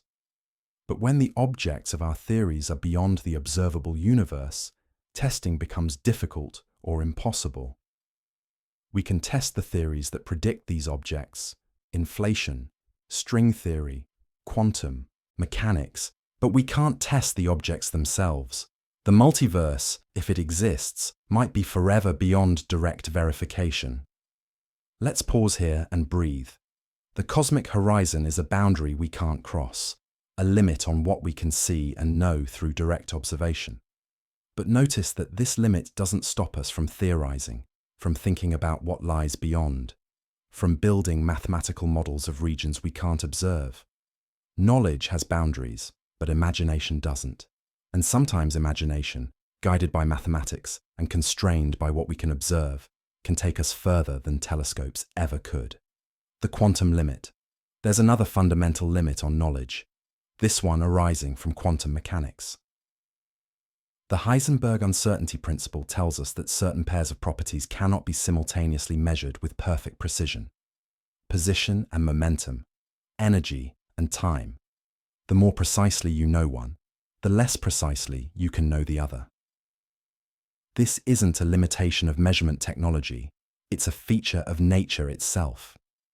The universe doesn't have perfectly definite values for these properties simultaneously. This has profound implications for what we can know. At the quantum level, reality is inherently fuzzy, probabilistic, uncertain. We can predict probabilities, calculate averages, describe wave functions, but we can't predict exactly when a radioactive atom will decay, exactly where an electron will be found, exactly what outcome a quantum measurement will yield. The universe itself doesn't have these answers until the moment they become relevant through interaction or measurement. For cosmology, quantum uncertainty becomes important at very small scales and very high energies. Precisely the conditions that existed at the Big Bang. When the universe was smaller than the Planck length, about 1035 meters, and younger than the Planck time, about 1043 seconds, quantum effects dominated. Space-time itself became uncertain, fluctuating, foamy at these scales. And our theories, general relativity and quantum mechanics, break down here, unable to provide a consistent description. This is the realm of quantum gravity, the yet-to-be-discovered theory that would unite quantum mechanics with general relativity and describe how spacetime behaves at the smallest scales. Without this theory, we can't say with confidence what happened in the very first moments after the Big Bang, let alone what came before. We're stuck at the boundary of our current theories, unable to peer into the quantum realm that would reveal the universe's deepest origins. Even if we develop a theory of quantum gravity, string theory, loop quantum gravity, or something else, there might still be limits on what we can know about the Big Bang. Quantum uncertainty might ensure that certain details about the initial conditions are fundamentally unknowable, washed out by quantum fluctuations, lost to the inherent fuzziness of reality at the smallest scales. The universe might not have had definite initial conditions in the way we think of definite states. It might have been a quantum superposition, a cloud of possibilities that only became definite through evolution and interaction. If this is true, then asking, What exactly happened at the Big Bang might be like asking, exactly where is this electron right now? A question that doesn't have an answer because reality at that level doesn't have the precision the question assumes. We might be able to say what probably happened, what the range of possibilities was, what emerged from the quantum fuzz as the universe expanded and cooled. But we might never be able to say exactly, precisely, definitively what the initial state was, because there was no exact initial state, just a quantum smear of possibilities. This is another form of fundamental ignorance, not because we're bad at science, but because reality itself doesn't contain the information we're seeking. Some questions might have no answer, not because we can't find it, but because there is no answer to find. Reality is ambiguous at certain scales, uncertain, unwilling, or unable to commit to definite values. And we have to accept that, have to work within the constraints of a quantum universe that resists complete knowledge. The limits of mathematical description. There's a more subtle limit on knowledge that comes from mathematics itself. Science describes nature using mathematics, equations, functions, geometric structures. But mathematics has its own limitations, its own boundaries beyond which even pure logic cannot take us. And these mathematical limits translate into limits on what physics can tell us about reality. One such limit comes from Gödel's incompleteness theorems. Kurt Gödel proved that in any sufficiently complex mathematical system, there are true statements that cannot be proven within that system. The system is incomplete. It can't capture all truths, can't answer all questions, even questions about its own structure. There will always be mathematical propositions that are true but unprovable, gaps in knowledge that cannot be closed no matter how much we expand our axioms or refine our logic. Does this apply to physics? Probably. If the universe is fundamentally mathematical, as the mathematical universe hypothesis suggests, then Gödel's theorems might imply that there are true facts about the universe that we can never prove, aspects of reality that are forever beyond the reach of any theory, no matter how complete. We might glimpse these truths through intuition or partial understanding, but we can never fully capture them in our equations, never prove them rigorously, never know them with certainty. This is a deep and somewhat unsettling idea. It suggests that even in principle, even with perfect information and unlimited computational resources, we might not be able to answer all questions about the universe. Some truths might be inaccessible to mathematical proof, knowable only to a hypothetical entity that could step outside the universe's mathematical structure and view it from some higher vantage point. But we, embedded in the structure, using mathematics to describe itself, might be fundamentally limited by incompleteness. Another mathematical limit comes from computation. Some problems are computable. They can be solved by following an algorithm, step by step, until you reach an answer. But other problems are uncomputable. There is no algorithm that can solve them, no finite sequence of steps that guarantees a solution. The halting problem is a famous example. There's no general algorithm that can determine whether an arbitrary computer program will eventually halt or run forever. If the universe is a computational structure, if physical processes are fundamentally algorithmic, then uncomputable problems represent questions we can never answer, predictions we can never make, aspects of reality we can never fully understand. The future might be uncomputable from the present, not just because we lack information or processing power, but because the function mapping present to future is uncomputable, beyond the reach of any algorithm, no matter how clever.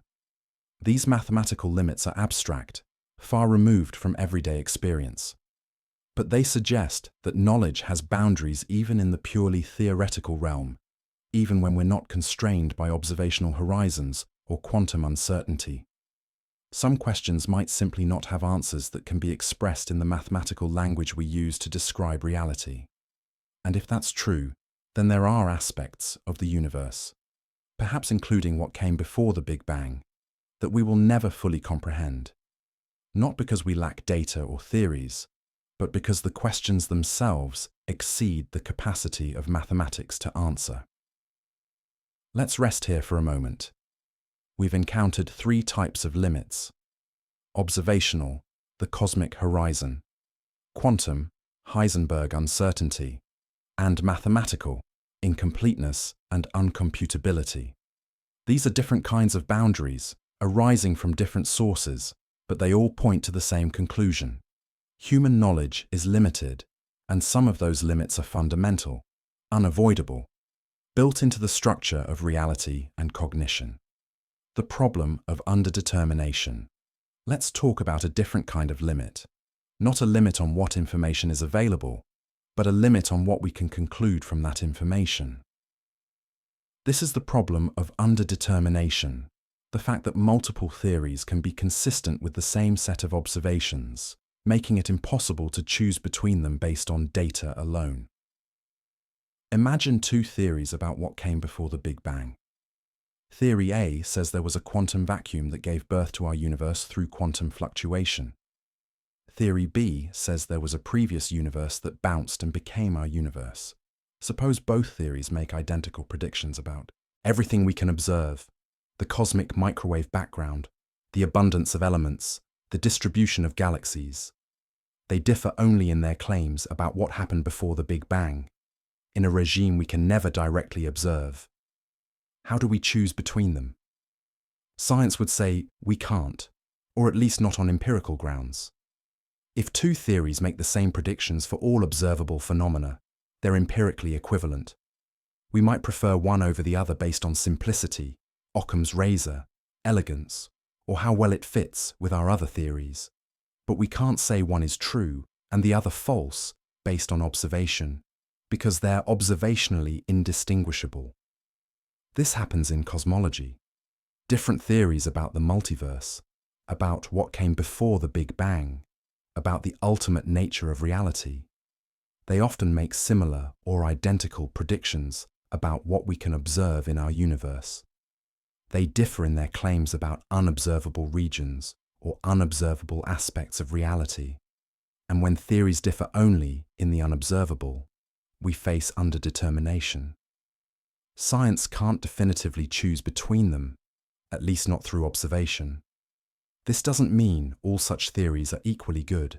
Some might be mathematically inconsistent, logically incoherent, or incompatible with well-established physics.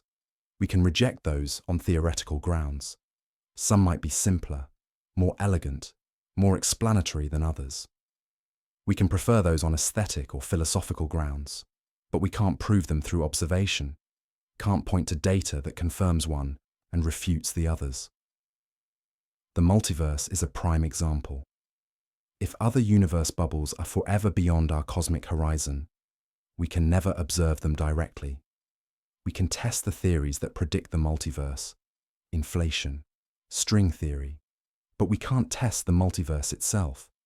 And if multiple theories all predict something like a multiverse but differ in details, we face underdetermination. The multiverse hypothesis becomes unfalsifiable, not because it's unscientific, but because it makes claims about regions of reality we can't access. Some philosophers argue that this makes multiverse theories metaphysics rather than physics, speculation rather than science.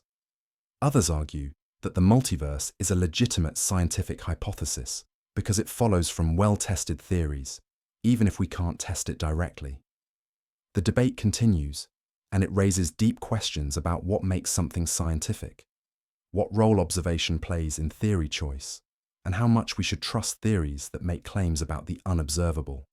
For our purposes, the problem of underdetermination means that even if we develop sophisticated theories about what came before the Big Bang, we might never know which one is correct. If they all make the same predictions about observable phenomena, we're stuck with multiple possibilities, all consistent with the data, all compatible with what we can measure.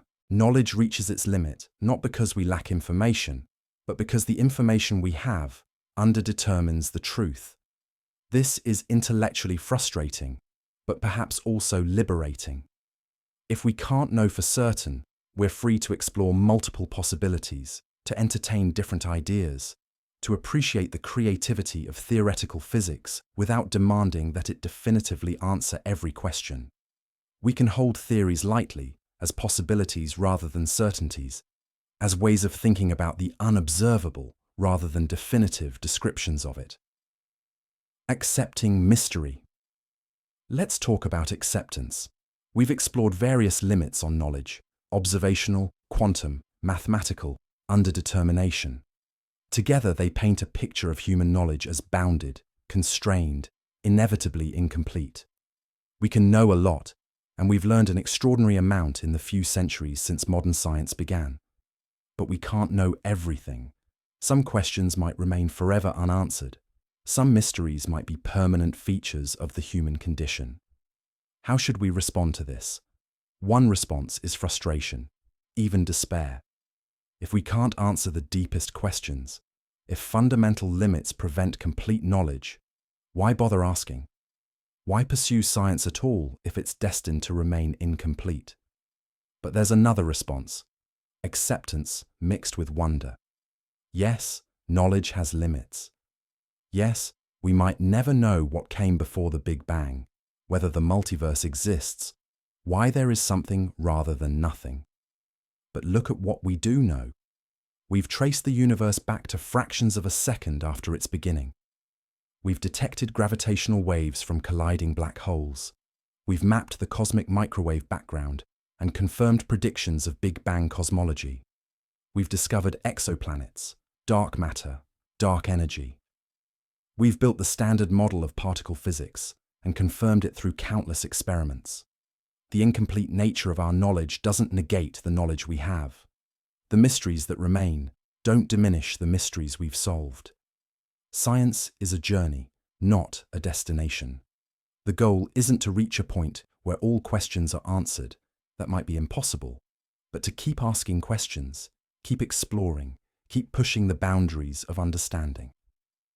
The limits we've discussed are boundaries, yes, but boundaries can be approached, can be studied, can teach us about what lies within them, even if we can't cross them. There's beauty in mystery.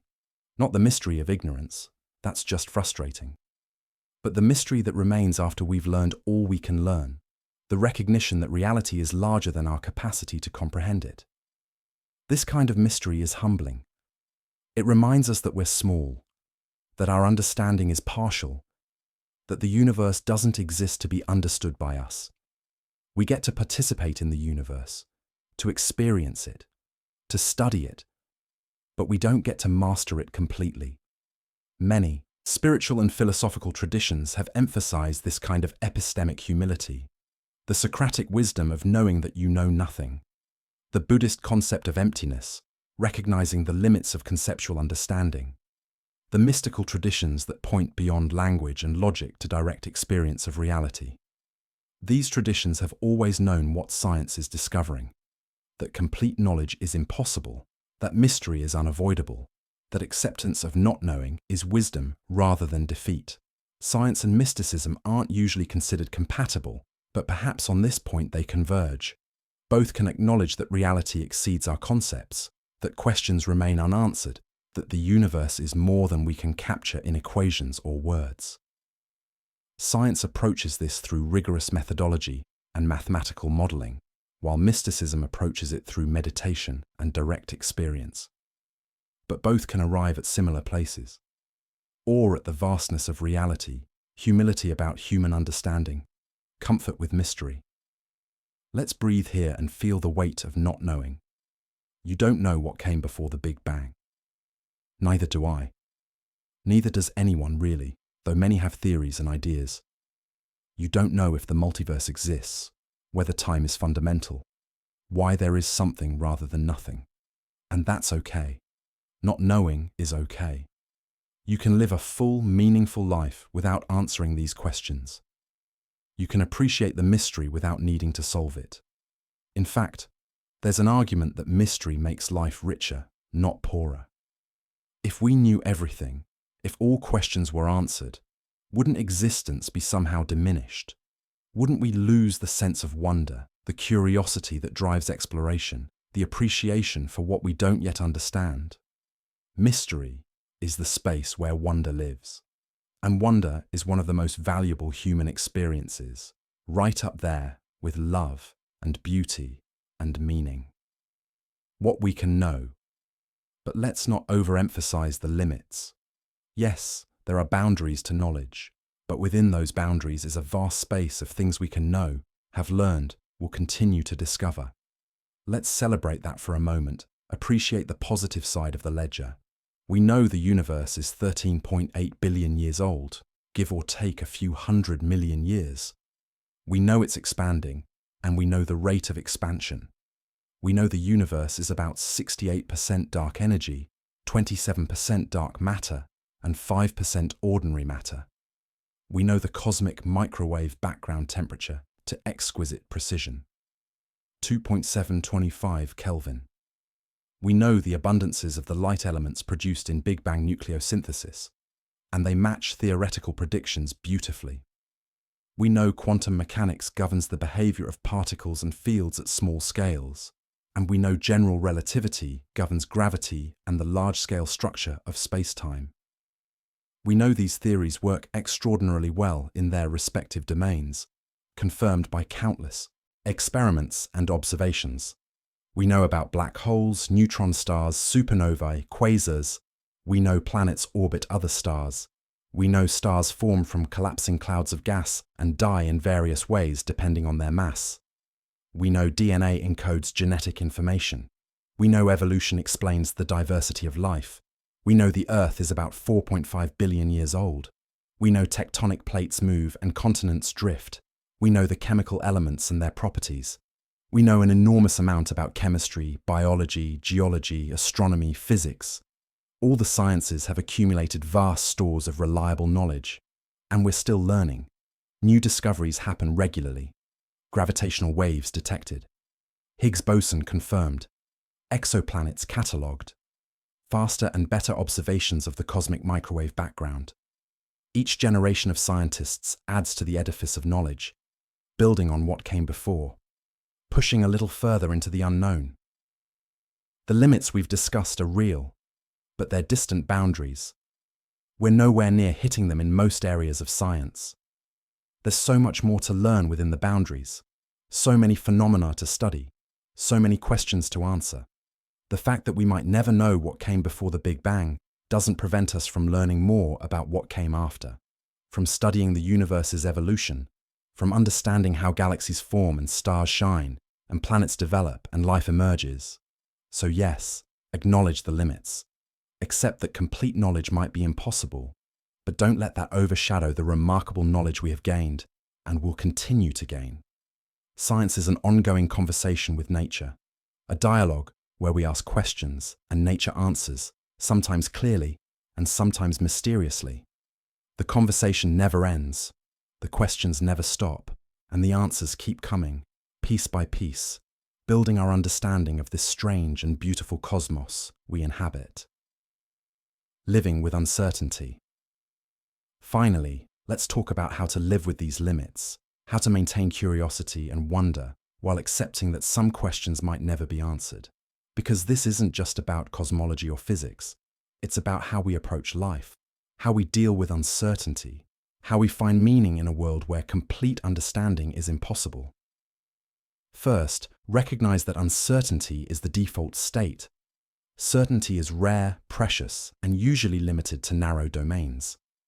You can be certain that 2 + 2 = 4 in standard arithmetic, certain that you exist, Descartes' cogito, certain of a few other logical or experiential truths. But most of life involves uncertainty, about the future, about others' intentions, about complex systems, about ultimate questions. Learning to be comfortable with uncertainty is essential for navigating existence. Second, distinguish between different kinds of unknowing. There's the unknowing of temporary ignorance, things we don't know yet, but could learn with more data, better theories, additional time. This is tractable unknowing, and science chips away at it constantly. Then there's the unknowing of fundamental limits, things we might never know because of observational horizons, quantum uncertainty, or mathematical constraints. This is intractable unknowing, and we need different strategies for dealing with it. For tractable unknowing, curiosity and patience are appropriate responses. We don't know yet, but we might someday. Keep asking, keep exploring, keep learning. For intractable unknowing, acceptance and wonder are more appropriate. We might never know, and that's okay. We can still appreciate the question, admire the mystery, feel awe at the boundaries of human knowledge. Third, don't mistake uncertainty for meaninglessness. Just because we don't know what came before the Big Bang doesn't mean our lives lack meaning. Just because the multiverse might be unverifiable doesn't make our experiences less real. Meaning is local, immediate, experiential. It comes from relationships, from creating and appreciating beauty, from understanding what we can understand, from living well within the boundaries of a universe we'll never fully comprehend. Fourth, embrace the process rather than demanding destination. Science is not about reaching final answers. That might be impossible. It's about the ongoing process of inquiry, the joy of discovery, the satisfaction of solving puzzles and asking new ones. The journey is the point, not the destination. And the same is true for life more generally. You'll never have complete knowledge, complete control, complete certainty, but you can enjoy the process of living, learning, experiencing, growing. Let's settle into this acceptance. Feel your breath, in and out, constant and present. You don't need to know what came before the Big Bang to appreciate this moment, this breath, this experience of being alive. The limits of knowledge don't limit your capacity for wonder, for love, for finding meaning in the immediate and local. You're here now, part of a vast universe you'll never fully understand. And that's not a tragedy. It's the human condition, shared by everyone who has ever lived. We've explored the boundaries of knowledge, observational, quantum, mathematical, underdetermination. We've seen that science has limits, that some questions might remain forever unanswered, that mystery is a permanent feature of existence. But we've also seen that within the boundaries is vast space for knowledge, discovery, and understanding. We know an enormous amount already, and we'll learn much more. The question, what came before the Big Bang, might be one of those questions that bumps up against fundamental limits. We might never know with certainty, but we can theorize, can explore possibilities, can push our understanding as far as it will go. And even if we never reach a definitive answer, the journey toward understanding is worthwhile.